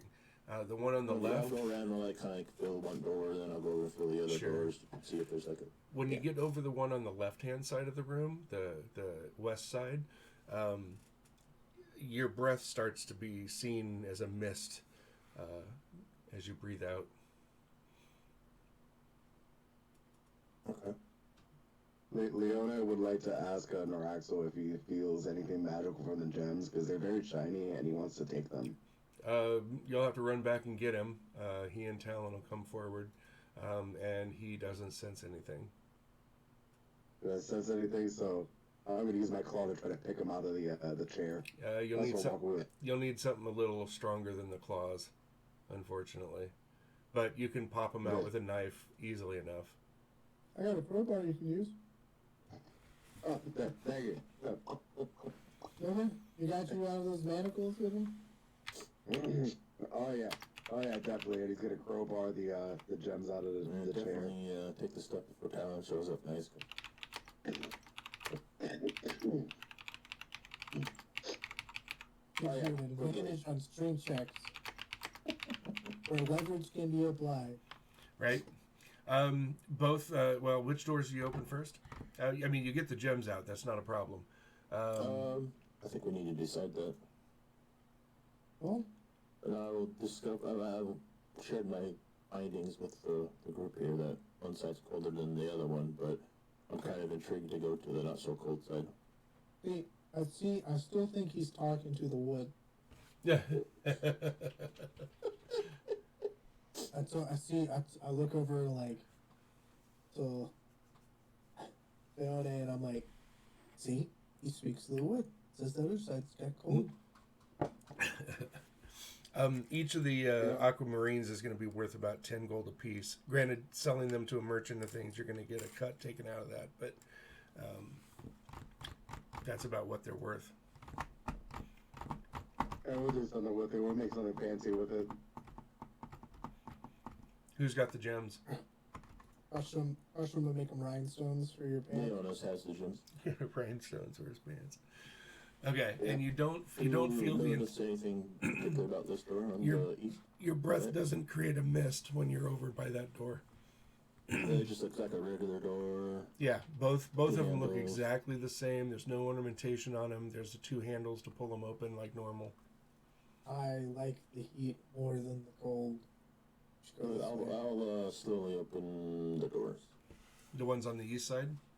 East side, correct. Okay. You open the doors and you see a long hallway. Examine the walls and the floor. If anything else. Give me a perception test. Perception.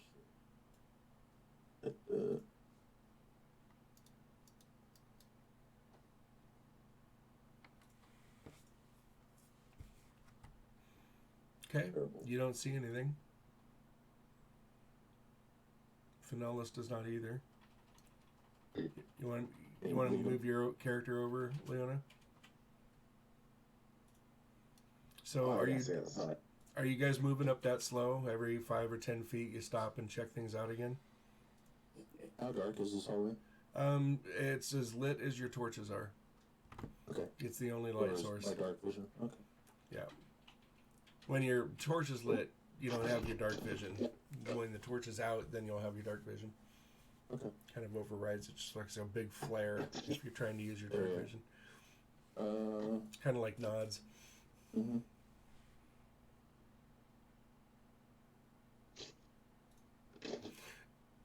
Does NOD stand for Night Optic Display System? I can't remember what the D stands for. D stands for the dead. For what? Nothing. Oh, okay.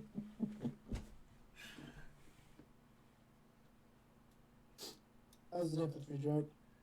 It looks like there's a door at the end of the corridor.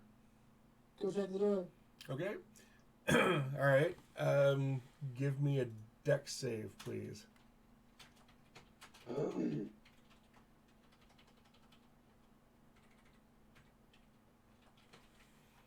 21. You are now. Hang on, let me move you out of there for a second so that I can adjust a few things.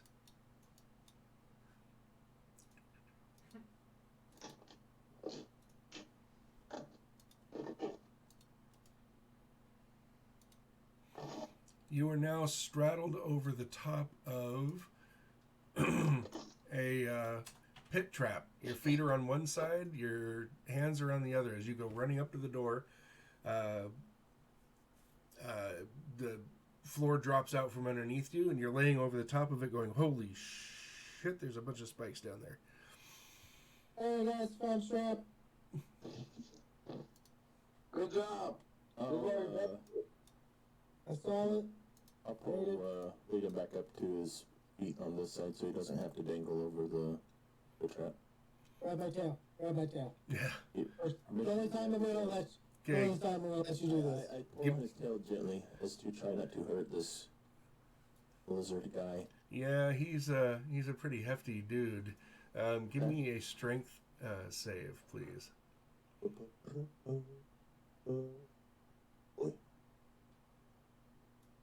Ooh. Oh my god, you actually did it. You had a DC of 18. You managed to grab a hold of this, and the druid's just tugging for all he's worth. You feel pain in your tail. It's like, God, I hope these things do grow back. as he pulls you back up, and then kind of grabs you beside one thigh. And as you as he does this, when he first started to move you, and your hands left the thing, your hands swept down, and you almost got stuck on the spikes. But he pulls you up, and nothing bad happened to you. But the spike trap, despite how it looks on there, the spike trap does go from wall to wall, and is 10 feet it's actually 10 feet across. I didn't make it big enough. 10 foot by 5 foot. Oh, we can back up one. There. And I didn't see this with a passive. Nope. Okay.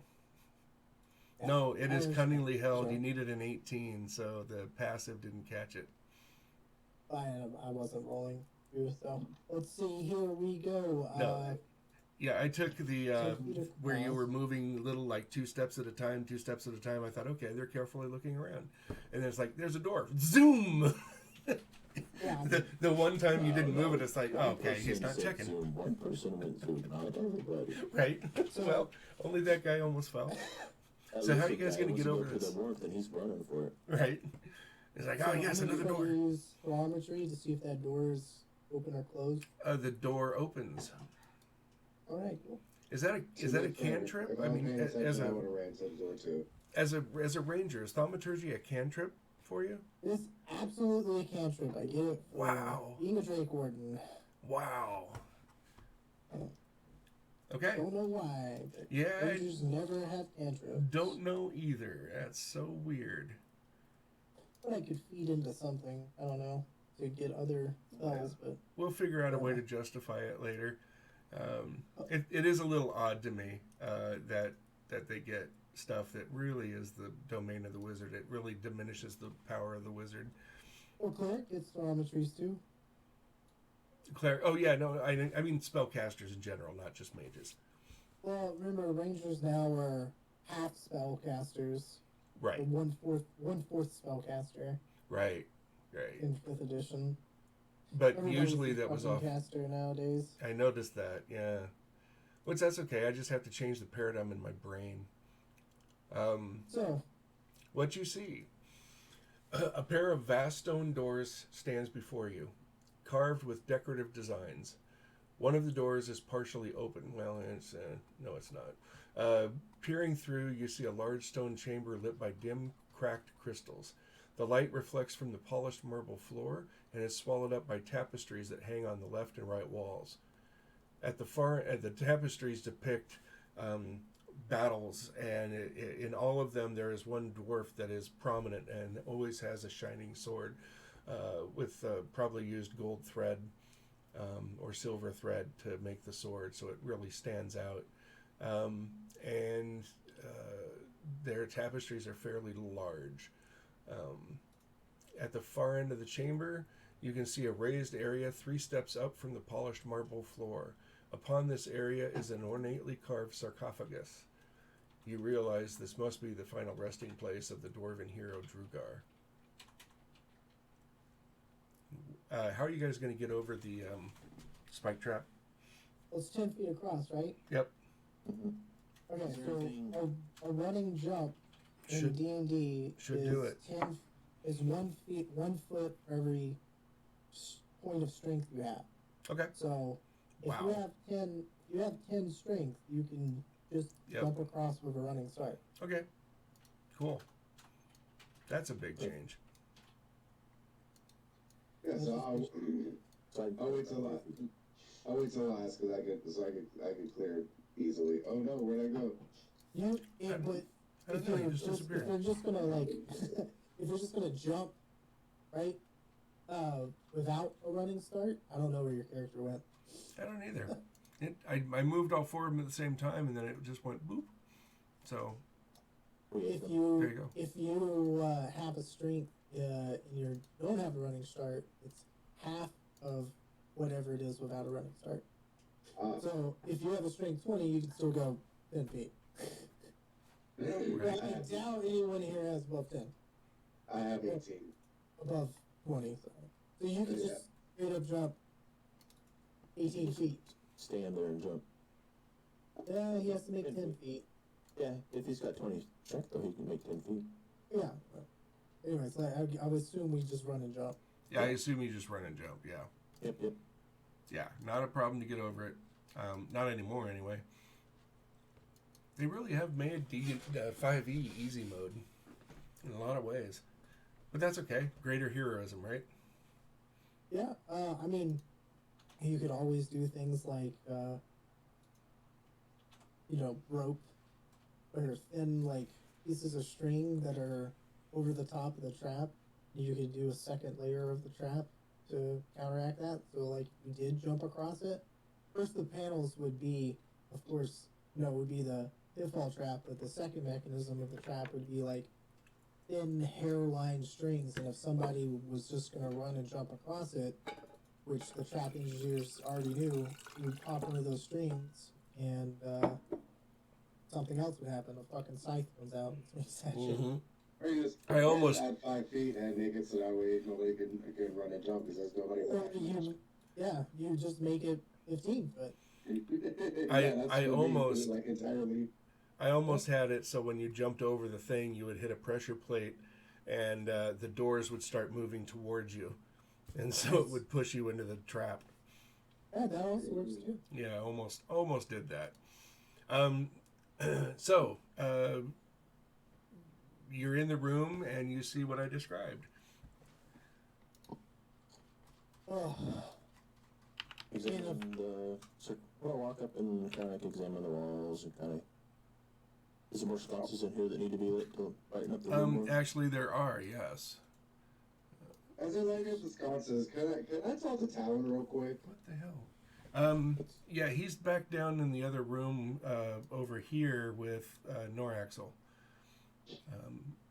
Okay, before you move all over, before you guys move all over the place, once you step to here, something happens. Let me take care of Leona first. Go ahead, Leona. Talon! Wait. Hey, Talon! You're yelling down the corridor? Yeah. Okay. About a minute later, he comes over to about here. He's walking carefully. It's alright, it's just a spike trap in front of us. I see. Buddy, what's up your butt, man? I'm not even gonna sugarcoat it. What's up your butt? Just making sure that Noraxel is safe. He sounds demoralized, I guess would be a way to put it. It's something more, man. And he's gonna like beckon him to. He's gonna stand on the edge of the thing. He looks you straight in the eyes and goes, "Yes, there is. I'll be with Noraxel." And he goes back the other way. All right, man. You do good, man. Male friendships. As you walk further into the room, so as Leona's coming back in, you guys are up there and you stepped into that part of the room. A swirling gray fog emerges from the sarcophagus and starts to take form. And you hear a terrible scraping sound. The casket bursts open and a single figure emerges, covered in white bandages from head to toe, and yet still strapped in his crystal armor, rises Lord Drugar, dwarven hero, now turned into a mummy by some foul curse, and yet still holding the gleaming short sword in his hand. An eerie red light shines from his eyes, where his eyes used to be. Oh yeah, time to kill some dwarven mummies.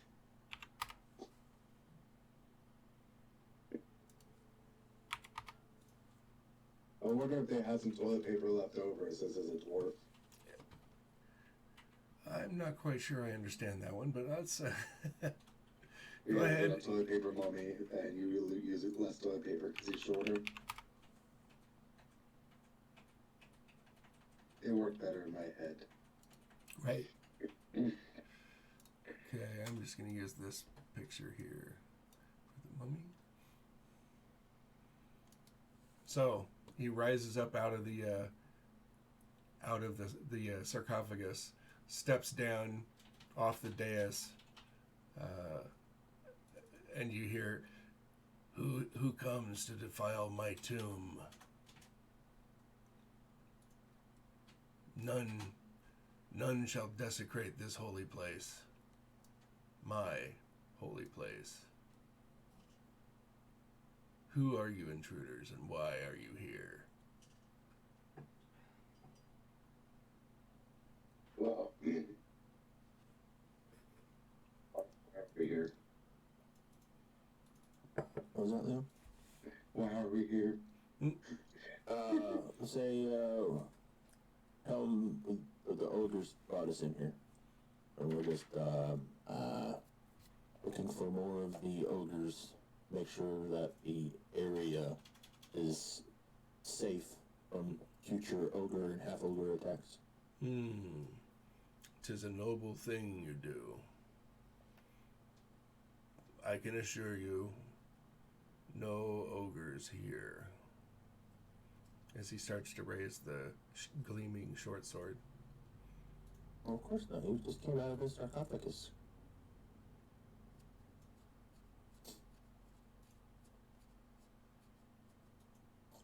Starts to walk forward and says, "I cannot let your trespass go unpunished." He seems to be struggling with the words. He looks like he's almost... Actually, give me an insight roll, everybody. Inside.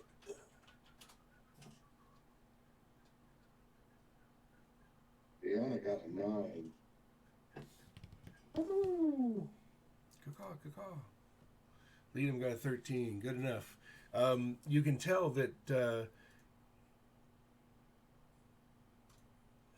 Villainous throws yet another fumble tonight. You don't notice shit. Matter of fact, Leona and Liam are gone. They're just kidding. Rain, I'm trying to figure out how I'm gonna grapple this short bastard. Right. Liam, you notice that it looks almost like he's trying to fight his steps. As you don't know how mummies walk, but you look like this guy's really taking a much harder time to move, and every time he starts to drop his arm with the sword, it kind of snaps back up, and you see the head of the mummy kind of turns down, looks at that arm, and then looks back at you. You must be destroyed for defiling this place. I cannot stop myself. Well, I'm gonna shoot him. Okay. Roll initiative, everybody. Yeah. Did you put your torch down or something? Yeah, I just dropped it in my feet. Okay. I love this advantage on initiative. How are you getting advantage on initiative all the time? The great acts of warning. As long Oh, as I'm that's that right. person. That's right.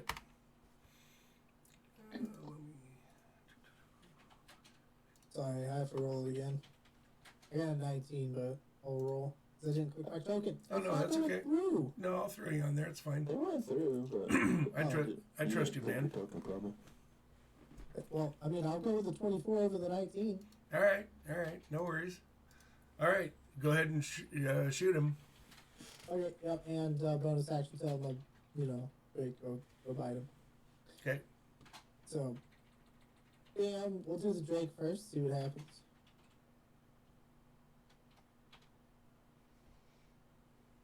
Sorry.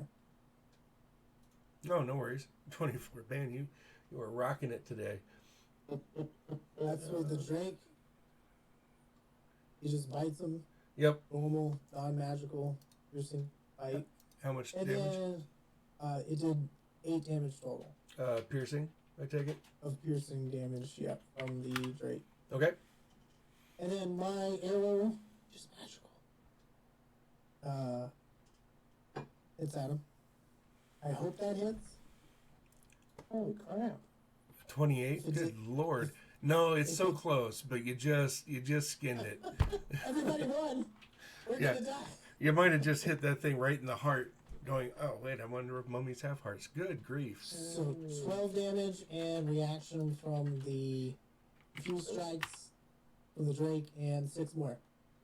And that's electrical damage? And that is electrical.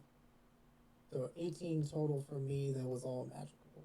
And electric, whatever. 6 was electric. So 6. The other damage was halved. And, Okay. yeah, I'm just gonna stay right where I'm at. Okay. Yeah, you sink an arrow into his chest, easily piercing the mummy wrappings that are there, but you manage to put the arrow right between a couple of rings of this crystal ringlet armor that he's wearing. And then the Drake swoops in, bites him. It looks like he's gnawing on him up there, and the Drake can still energize your stuff even if it's taking an action to attack that turn. Just it's double checking. Reaction. Just So okay. it used its whole it used its reaction for this turn. I can't do it anymore until the start of the next turn. Yeah, what is he reacting to? Me hitting him. Okay. Fair enough. So- Finellis, your turn. I'm going to summon a spiritual cave badger. Okay. A spiritual cave badger. And I just bring up a cave badger on the other tab, right? Kirby? I'll bring one out here in just a moment Okay. here. No, I mean for like the rolls. Is it a dire badger or a cave badger? Which is it a large animal? Medium. Okay. Badger. There's your badger. It's a honey badger. Damn straight. Oh man, those are smart. Smart little critters. All right, so you bring out honey badger. Oh, I got to put it over by you. You bring out a honey badger. But it doesn't give a shit. It doesn't give a shit. It doesn't give a shit. It don't fucking care. Do you get to choose where it summons, or does it summon next to you? Go ahead and post the thing. Yeah, the spell.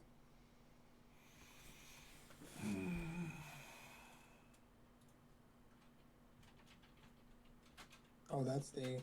Here. Oh, Yep. Yeah, you have a range of 90 feet where you want that to go. okay. Oh yeah, Jesus, yeah, it was the whole thing. So yeah, I would probably put him like right to the my side of Mr. Braggs. That guy, that right there. Uh-huh. Okay.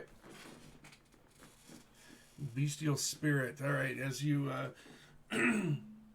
you summon up energy from the earth below and from the very stones itself, and a gray mist starts to swirl around, much similar to what happened with the mummy, but coalesces down into this faintly glowing, almost translucent badger. And go ahead and roll to hit. So let's see. Leon sees it and goes, wow, that thing looks like it doesn't give a fuck. No, he doesn't care. He doesn't give a shit. Oh. It has pack tactics on it because it's They land. really don't give a shit. Yeah, you don't care. Yeah, I'm looking at the pack tactics. It gets advantage on its attack rolls if there's a creature at least who are allies within 5 feet of the creature that is being incapacitated.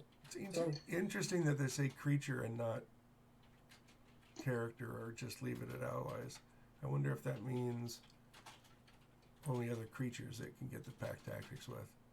I don't know. I'll worry about it later. I think it excludes that construct specifically because, like, then you could have, like for example, artificers with their, like, homunculi and everything and constantly give people pack tactics. Yep. I'm just not sure if they get pack tactics with the people themselves or just with other creatures. Has advantage on attack rolls against a creature. I'll have to think about it later. I don't want to slow us down. So, the badger comes out. Go ahead and roll his attack. He did. He bit it. Go ahead and roll his damage. Wow, 1d8 plus 4. Oh, that's a maul. Let's see. 3 points. Okay. Okay. Oh, that's piercing, Since isn't it? I went into the K Badger and it says it has a multi-attack, so how does they do the... It says it has a bite and a claw. No. So you're doing summon beast. Oh, okay. Your beast stats. You just say it's a badger, right? Okay. And then it has that. It is a small beast that has this attack. So it does 1d8 plus 4 damage on that creature you just summoned. My screen's all black. Again? I wonder Yeah. why. I've got it illuminated. Let's see here. Let's try it again. Oh. Oh, okay. I see it now. What's our class? Oh, that area's black now. Yeah, let's see.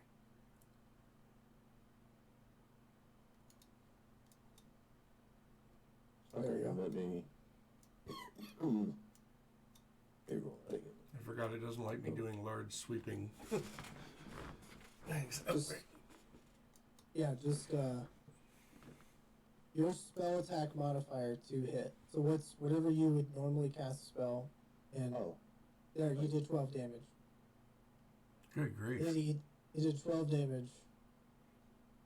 And that is piercing, I believe. Or is it slashing? Yeah. Piercing? Okay. Yeah, piercing. Okay.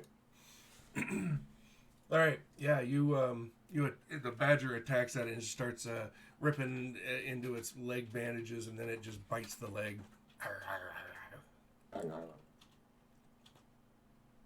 Who is next? Great Leona. All right.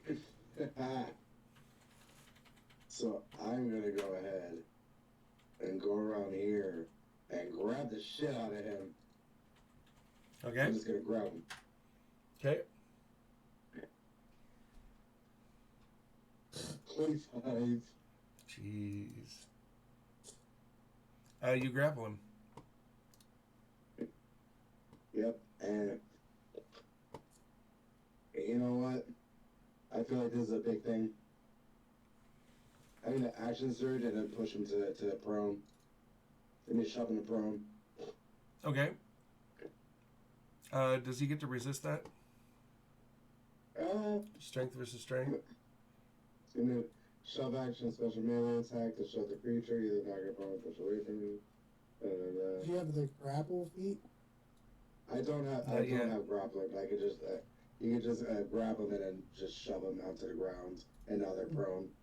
They can get up, unlike with a grapple, but it accomplishes the same thing.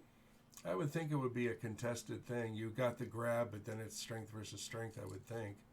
Yeah, I'm looking at it right now. It's a make a strength athletic check and a contested strength or strength or dexterity for the opponent. Got to beat a. Let's see. There's an extra 2 points, so you've got to beat a 13. Or excuse me, a 16. Okay. It resists you with inhuman strength.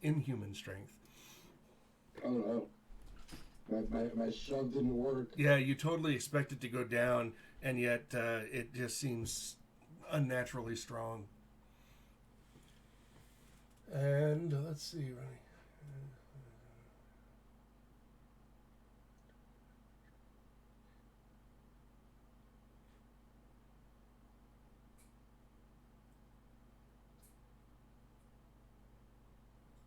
Okay, he's just gonna whack at you, bringing this rotting fist up in front of you.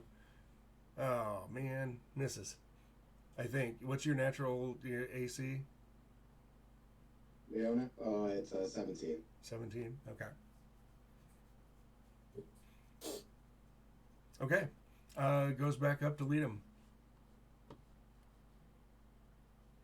Alright, same thing. Okay.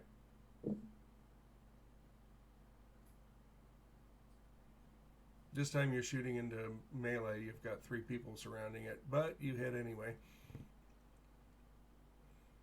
Again, you sink an arrow straight into it amidst all the movement of your friendly allies. 7 points. Okay. This is the infusing strike damage. Okay. 2 lightning, and then the drake itself. Mm-hmm.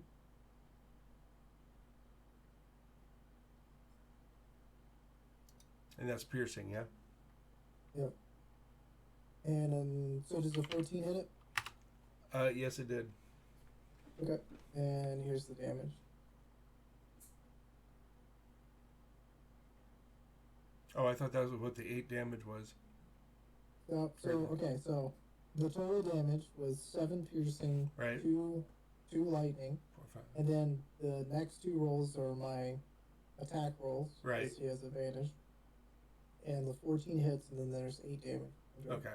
That's the part that I missed. And that's also piercing damage, the bonus down there, 8? 8. The 8 down there, yes. Okay. Okay.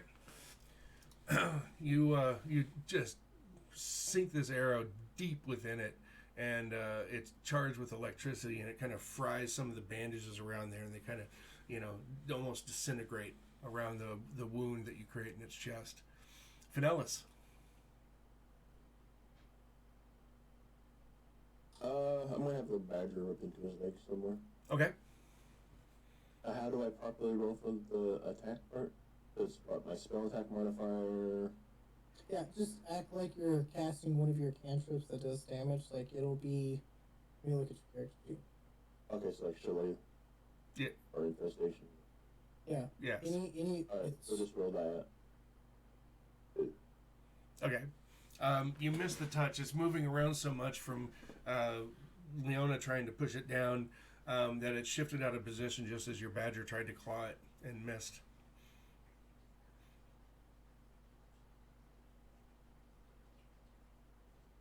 Who's next?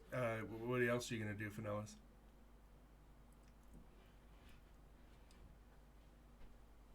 And so I had like, I'm gonna... Wait, hold on. Did you read your spell? It doesn't require an action for you for this. Nope. It says this is completely free to tell your companion to attack. Mm-hmm. So you get your whole turn. You're just Yeah. concentrating on that spell. Right, yeah, but that was my turn the first time around. I understand. You already cast the spell, but forever Right, now. but now I was Yeah. gonna move up here and cover it with my... Shillelagh. Okay. Okay, perfect. You get I a have flanking a bonus, so you row get plus of- 2. What's that? Yep, you get plus 2 to it from flanking bonus.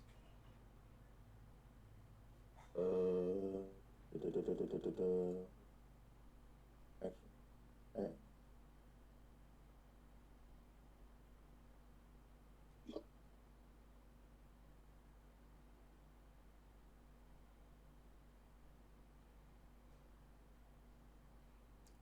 Wow, critical.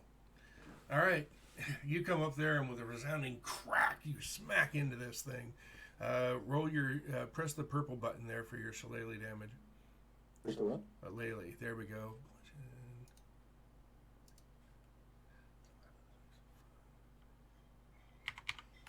And you crack into this thing, and you hear it grunt. And you hear one of the crystal rings on his ringlet armor cracks. All right, Finellis, nice shot. Great, Leona. What are you gonna do? This thing has defied you. It has defied me. Oh, I'm going to hit the crap out of it with my fist. Okay. With advantage because flanking. Right. Alright, let's see if I can nat this. Nope. You hit it. I did hit it. But I didn't nat it. I got 9. And then, you know what? I'm gonna superiority dice. Did you get some back from the short rest? I did. I got them all back from short rest. All back from short rest. Okay. Yep. Okay. So add 6 athletics to grapple. 23 plus 6. 29. Okay. Well, you've grappled it. It's going to make it a lot harder for your friends to hit it now, but you've grappled it. You are successful. You got anything else? What was that? I do what I can. Yep. The mummy goes. Let's see. God, you grappled him, which stops me from doing what I wanted to do. Sorry. I'm so sorry. Sorry, not sorry. It gives me such schadenfreude. It hurts because I like you as a person, but with a schadenfreude. It turns to look at you, and its eyes flare. Give me a wisdom save, please. Christ almighty, you might as well ask me to die.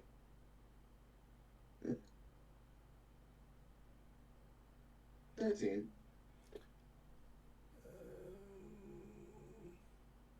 Not too bad. Okay, you resist its dreadful glare. Next I'm gonna is glare back. lead him. Now, firing at him at this point is going to be very dangerous when he's grappled. Okay. You going to take the shot anyway? Absolutely. Okay. Leander knows the risks. Go ahead and fire at disadvantage. Oh, good grief. 26 is your lowest? Wow. All right, go ahead and roll your damage. Rangers are badass. Oh, yeah, they are. They are. They put a monk to shame. Reaction from the Drake. At least you're not the one with the weaponized racism. Right? 6 more lightning damage on my attack. And then the Drake's attacking with advantage to see if he crits. He doesn't. And 8 more damage. Consider my turn. Jesus. Is that all?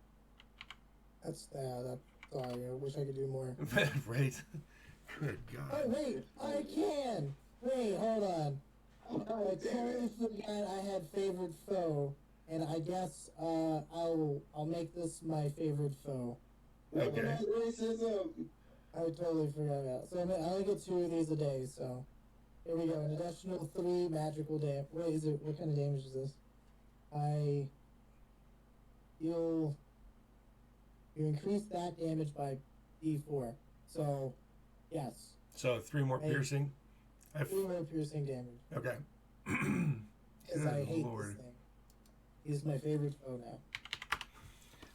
Okay, well, You're my enemy now. you shoot the arrow. It passes. He's got the mummy kind of in a head and arm, and he's trying to keep this thing from looking straight at him because he just gets this sense of overwhelming dread, and he Shoot just right in the eyeball. tightens down the arms and struggles in, and you're looking for the shot, and they're wiggling all over the place, and you let loose, and it goes right shot through both ears. Hearing impaired, dies instantly. Awesome shot. That's a critical roll from Rollmaster a long time ago. You shoot it through the side of the head, and it busts out the other side. Oh, Got yeah. it.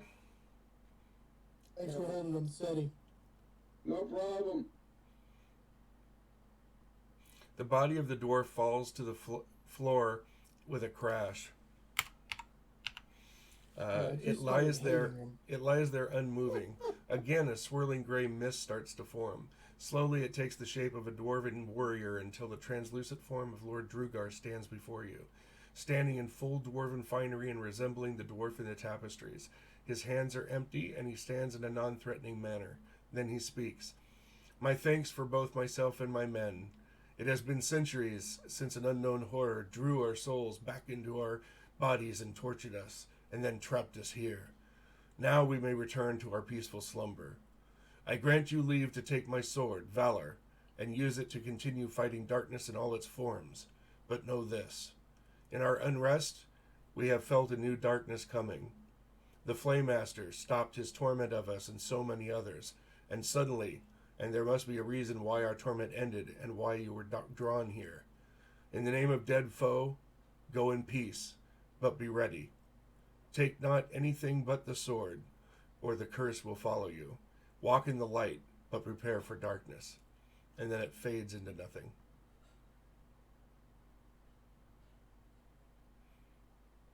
No So, problem, what buddy. kind of sword is this? Nice. Short sword. What was that? What kind of sword is this? Short It's a sword? short sword. Flaming, wasn't it also? No, it's not Oh. flaming. It's Okay. it glows. I use short sword. Or, well, it shines, really. It doesn't glow. It's not like a torch or anything like that. It just faintly shines. Anybody else use those things? I use short I use swords. short sword. But yeah, Leona, you've got the big great axe of warning. That's your preferred, isn't it? Well, yeah. When I'm not punching things, I mean, I could use a one-handed weapon. Does the druid use short sword? I do. The druid does. Awesome. I think I'd you go should for it. have it. Yeah. Are you sure? Yeah. All you have is range. Yeah, that's fine. I've got a rapier. Just I can poke things when I get close. Can't you shillelagh the short sword too? No, it has to be a club. Yep. That would be... Yeah. So depending on what it does for you, no. It has to be a wooden object. It has to be a wooden club or quarterstaff. Right. It's okay. You know, that you could pick up a tree branch and then, at a moment's notice and use that as your shillelagh. You never know. They've been captured already. Oh yeah. I have a 10-foot pole. You could use this as a shillelagh at a Yeah. moment's notice. A 10-foot shillelagh. Oh my dear God. Oh, It now has reach. Congratulations. Not so sure about that. But As the DM goes, oh God, no. yeah. The DM goes, it's a collapsing pole. It's not the strongest thing in the world. Yeah, but he magifies it. It has to be hollow. fucking nice. Yeah, but the magic. Okay. God damn it, I'll think about it. Son of a bitch. Damn you, That's Jordan. I tell you. One of these days. One of these days, Alice, straight to the moon. Straight to the moon. Well, yeah, I'm totally down for it to give it to Nellis, unless it doesn't benefit you. You can always sell it. I mean, shiny sword for the druid. That sounds awesome. I like shiny short sword. Yeah.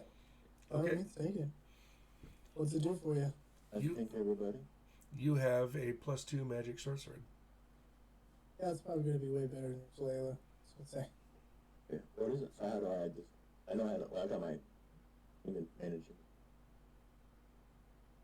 Yeah, so go to inventory, right? Goes to short sword Yep, you go to manage inventory and just type in short, and equipment.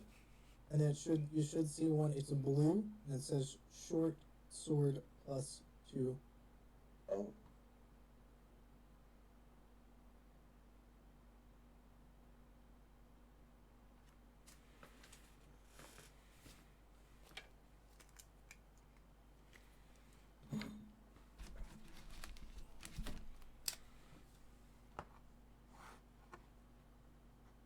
Yeah, be +2.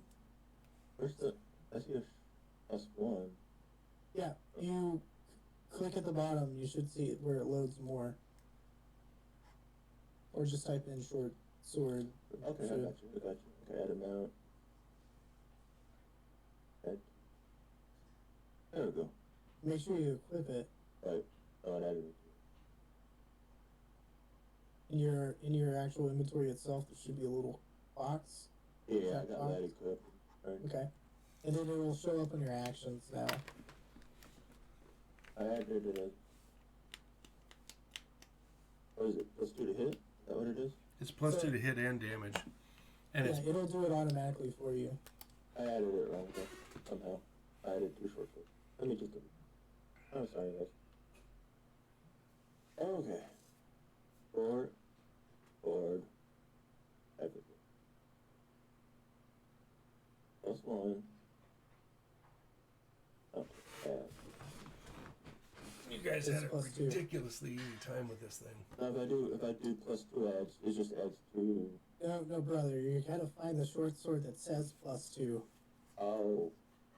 Oh, good morning. I'll be right back. I was looking for that. Alright, so when you go to the manage inventory, alright, Got it. There we go. And equip that one. Gotcha. Thank you. yeah, it's its own thing.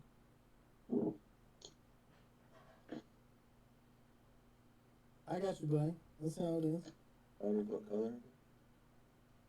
It should be blue. Okay. Oh, okay. So +3 is the purple. Okay. +3 is definitely the very rare. And then the legendary are going to be orange. Think of it just like World of Warcraft. You've got commons that are white, uncommons that are green, blues are rares, and then very rare is short swords or your epics, right? And then you have legendaries, which are going to be the gold ones. In my other campaign, where I'm putting out of this, we stumbled across a random encounter. Oh, what does that sound? Sorry, that was my phone. Okay. We ran across a random encounter that led us to the Dawnbringer, which is a legendary sword. It was ridiculous. So my paladin was at level 1 rocking the Dawnbringer. The Dawnbringer. Yeah, it's just basically a sun sword, but it gets rejuvenation as a spell that you can cast once a day. Or no, lesser restoration that you can cast once a day, and it's just like the sun sword. It casts actual sunlight, so we're in the Underdark. So a lot of things have disadvantage whenever they just get into melee with me. But it also sucks because our drow, we have 2 drow in our group, and they also suffer ill effects from being within 15 feet of me because it's direct sunlight. So It's a good thing though, they're like ranged and rogues, so they usually don't get too close to me. Anyway, sorry. Okay. I'm guessing. What do you guys do after this? You see a golden armband on the body's arm. You see a silver brooch on his chest. You've grabbed the short sword and put it on my other arm. Nice. No, he asked us not to take anything else, so I'm Any- gonna like kind of poke at. Oh, right. He did say don't take anything else. Yeah, let's just You go. know, hold on a second. He was a nice boy. Blah blah blah blah. He gave us. He also said don't take anything other than the sword. So, what about the stuff that we took in the first chamber? We'll have to put that back. Doesn't poke out that. Fine, yeah, you know what? This guy was honorable. Let's go ahead and be nice. Yeah, I mean that's definitely a trade-off of these trinkets versus a amazing sword. We don't want him to get cursed or something. Yeah, you could probably keep the candles though, no? Just because that was more of a treasure type thing, or no? The what? The amulet? 2 candles. Oh, the 2 candles. I wouldn't take anything. that you took from the altar of Deb Foe. Say again? That you took from the altar of Deb Foe, that one. Yeah, Yeah. that's where I'm gonna go put it back. Okay. Well, we also have this other door. Yes, that was Yeah, I mean, we were like killing these guys to free them, right? What if there's more? good call. You put your stuff back first? Yeah, sure. Okay. I'll go down there and put the stuff back and whatever. Yeah. You guys get a bonus of 100 experience points. Just Oh, we're putting the crap back? right all the bat. Yep. I like how the zombies with us. We're just, Oh, whoops. We're just hanging around like, what is that? I just Uncle whatever. If you give me 125, David, I will love you forever. Oh, sorry. Honestly, he said 100 bonus experience. He was Yep. good. It's 100 bonus. After this, if we get 125 exactly, I will be your best friend. I'm sorry, 175 exactly, I will be your best friend. I thought it was going to be 175. Yeah, how much experience do we get for completing the other task? The saving of the princess. Oh, you got quite a bit. Yeah. How much did you guys get? Because he was part of that. I don't recall. Take I 200. did. Take 200. Just be I rounded actually off. don't recall after we did the retcon. We never did it. That's the thing. He just said we completed it. We never actually went through it. Oh God, you're the group that did that. Yeah. That's right. Yeah, the OVA mission that we're gonna have to go back in time and do. Right. Well, So that's the Skyrocket difference between the Place and- Duke's daughter that's missing in the capital and the Baron's daughter that you got back from Stoke. Yeah, we already got the experience for the Baron's daughter stuff. It was the Duke's daughter of Yep. the major capital city that offered 10,000 gold for Yep. her. And You'll- You'll get the experience. For, Whoever was behind it. yeah, you'll get the experience for that when we go back Remember into. that. Yep. Which we'll have the remembrance adventure next, so that Okay. we tie everything up. Easy. Continuing on, I guess. Okay. Um, You guys open the door. As usual. yeah. Over onto the dawn. Okay. Looking for When you traps? open the door, a blast of cold air comes through. It is so chilly that after just a few moments, your eyebrows get just a tinge of frost. Not much. It is the cold of the deep tombs. Mm. You guys have eyebrows. Nerds. Mm. Well, your brow ridges aren't comfortable. You're in the cold. You're pretty uncomfortable with it. Oh, absolutely. My guy like feels so slow. Like everybody else is moving so much faster, and he's just like, I hate the cold. What kind of penalty are you going to take to earn some bonus XP? Oh, I'll take a minus to my speed because I'm a lizard and it's cold. How about to your reflexes as well? Yeah, sure. I mean, give it to me. Take a -2 to so Dexterity -2. or dexterity wise. Yeah, Skills? -2 from dexterity stuff, Okay. and -10 feet of movement. Okay. So your lizard take 50 bonus experience for keeping it real.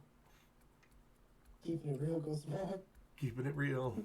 And then, so what do you guys do? You obviously see your reptile companion struggling, right? He's steadfastly with you and moving with you, but it's... We should probably ask him if he really wishes to proceed, because he's in front of myself and Leonidas. I've stepped with worst code. Just keep trucking. Yeah, I'll tell you when I'm not good enough. You let us know then, and I guess we'll let him lead the way for now, since he's the I've got like the torch like almost to my chest. yeah. Leona will lead the way to take the brunt of everything. I'll walk behind him and pull out a torch myself and light it to give him extra warmth. Talon comes up and puts a cloak over you. Says, "Here, take the winter cloak. You need the keep a couple arrows in your hand. I know I'm going to cover up your quiver, but better than you dying of cold." Yeah. Leona has chafed nipples under his armor. And you notice that you feel warmer. You gain back 5 feet of movement, and your penalty goes down to -1. Oh. I call this a dwarven winter night cloak. Nice. Does Leona get a penalty for having high beams on under his armor? Beams on? What do you mean? He's scraping noises from under his armor. Yeah. Piercing damage inside of his armor. is what Right. he's trying- That's right. Shaved nipples, armor Yep. nipples. What armor are you wearing, Leona? He's kind of furry though. Would you really be that cold under there? Well, all 6 of his nipples are freezing, so Uh, you hear his armor. Ding, ding, ding, ding, ding, ding. Gross. All right. Chainmail, so you see a couple of them poking through. Good grief. Okay. He expires after an hour anyway, so. Okay. As you see when you round the corner, there's a large room with no doors. No doors. No doors. But you do see row after row after row of sarcophagi. And let me get hang on a second. Let me get back to my notes.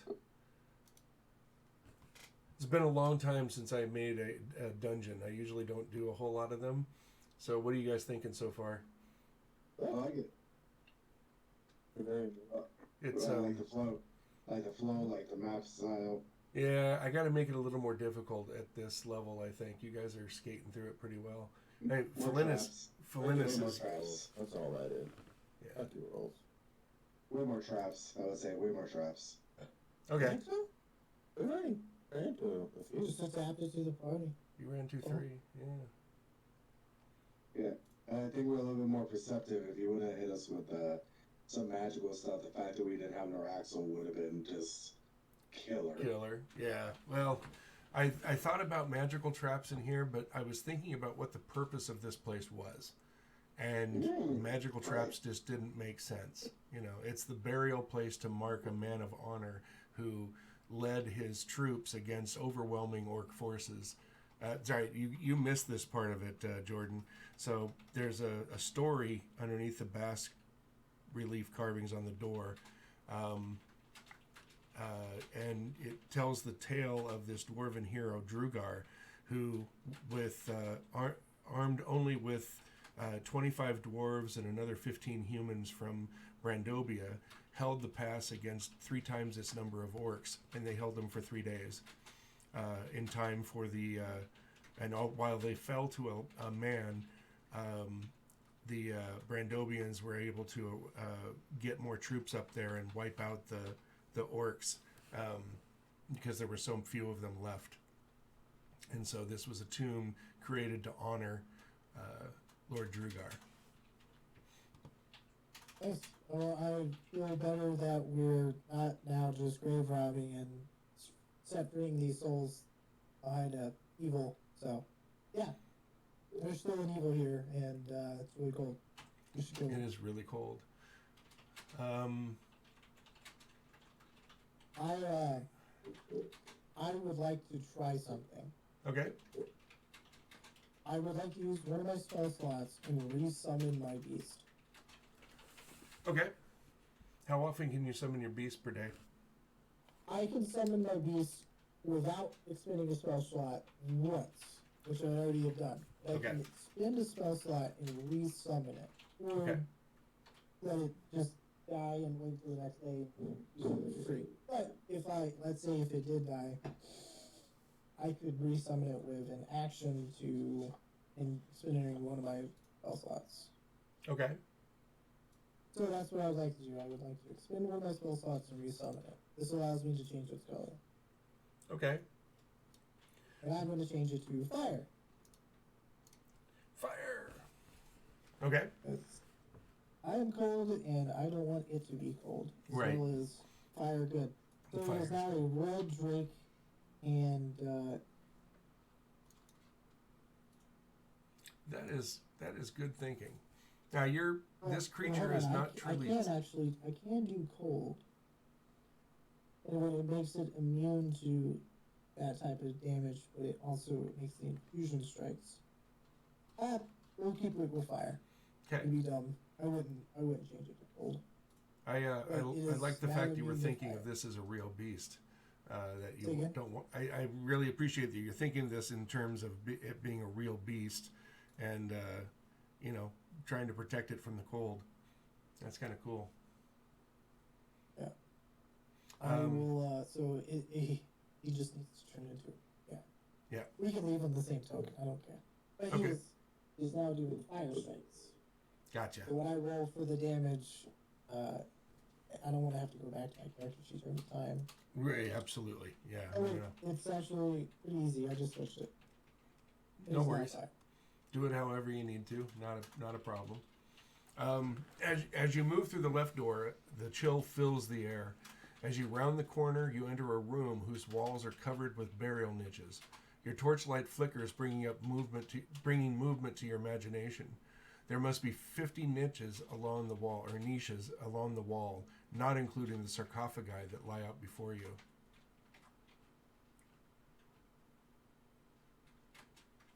Anywhere I can light some torches in here? Yes, you can go up. There are some sconces. There aren't torches to light, but there are sconces for you to put torches in. Okay. Well, see how many torches I have left. Well, you've probably burnt through that one already. Yeah, Probably I on have. another one. Okay, so let me just do.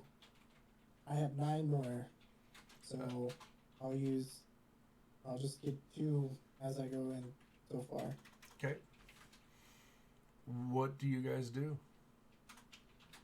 Just, looking around, see if I see anything else. How long are you searching the room for? I mean, I'm going in and just. Casually Sure, looking yeah. about. Is it drafty? Yes. This seems to be the origination of the intense cold. I'm trying to focus on where that cold is coming from. It's- kind of like walk around the room. You don't end up Yeah. feeling any kind of a breeze. It seems to be coming from everywhere in here. So this entire room is like the same temperature zone? Yeah, think of it as a big freezer, right? You just walked into a big freezer. Yeah. Okay. Yeah. You're not really sure where the gust, the cold is coming from. It's The kind sources. of ambient. Yeah. And the sarcophagus? This is look like what exactly? They just look like rectangular stone coffins. I can't remember what they're called off the top of my head, and with a stone cover over the top. Any intrigueness to them? There's runes at the head of each of them, but it's nothing more than a name. I'm gonna And put it's in my ear dwarvish hole lands. and like kind of knock a little bit, see if I hear any movement on inside of it. You don't.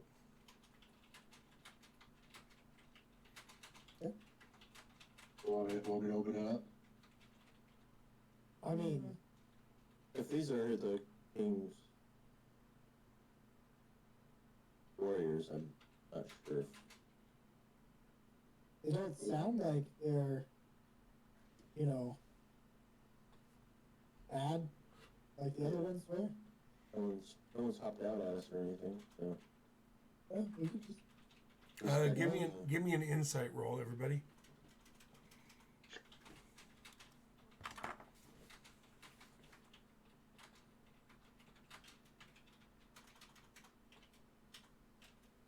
You only got a 3. Brain empty. Beautiful insight.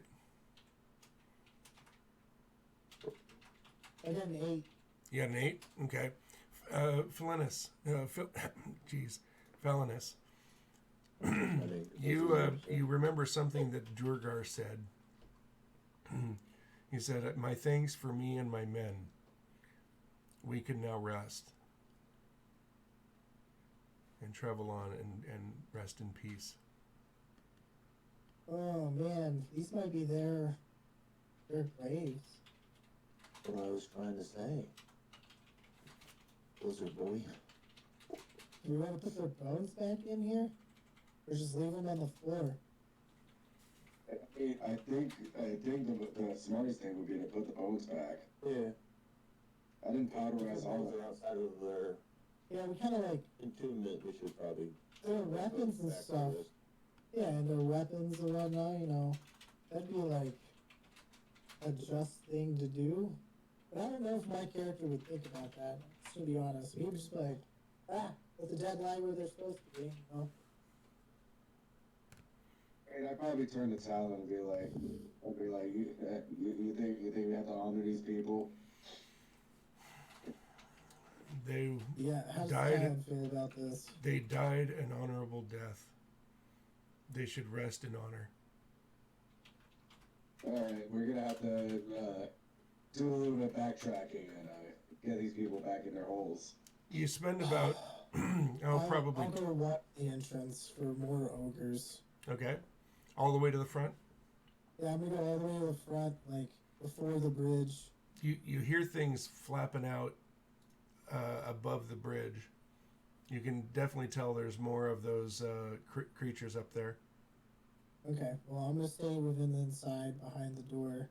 The Just big, make sure nothing comes in this direction. the big stone doors are across the bridge at the front hallway. Where I'm at right now. Okay. Oh, gotcha. I didn't see the map. Let me go down there. Okay, gotcha. So you spend a couple hours. It's difficult. Talon and Leona have to open up these sarcophagi, right? They have to push the things over. And yes, you do indeed see that the corpses are not in there. So you don't know which one goes to which, unfortunately. So you just kind of put them back in where they can. And there is enough sarcophagi for the skeletons that you have fought in here. And lastly, you lay the bones of Lord Drugar back in his sarcophagi and close it up. All of you take a 50 EP bonus for doing this, and as you are resting, do you rest in the throne room when you're done, or do you go down and find Leadham? I would say we probably rest in the altar room Okay. because that's where Noraxel is. Right. They haven't come back in a couple hours. Would you go check on them, or? Absolutely. Okay.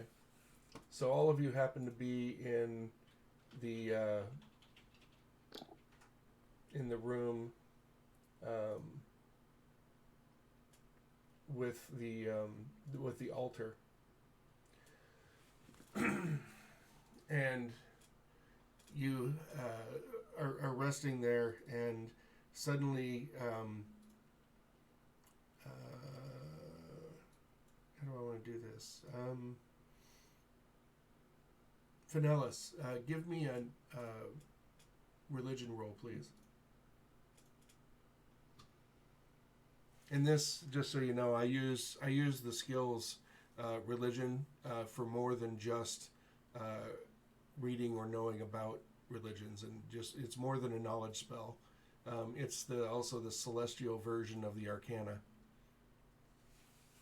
Hey. Oh, right. Awesome. A voice suddenly calls out. You guys can tell it comes from the direction of the shrine to Dev Foe. You have honored my children and shown integrity. You have my blessings. Go forth from this place and know that you go with the thanks of Dev Foe. And you feel a tingle over yourselves. Kind of a shiver that runs down your body. Oh, yes. Oh, yeah. Hashtag blessed. Hashtag bless. This will last for a week and a day.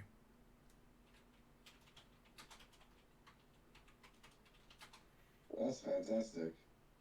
You said add the EP thing? What was Yeah, that? remember, it's supposed to be Renee's time to stream. Oh. You said we could go over. All right. I'll cut the You said we stream. flip the switch one way or the other. I mean, it looks like we're in a good spot here to stop. If you want to, yeah. All right. Well, thanks for Well, watching this- MVG and Roll the Dice. We'll see you guys next week.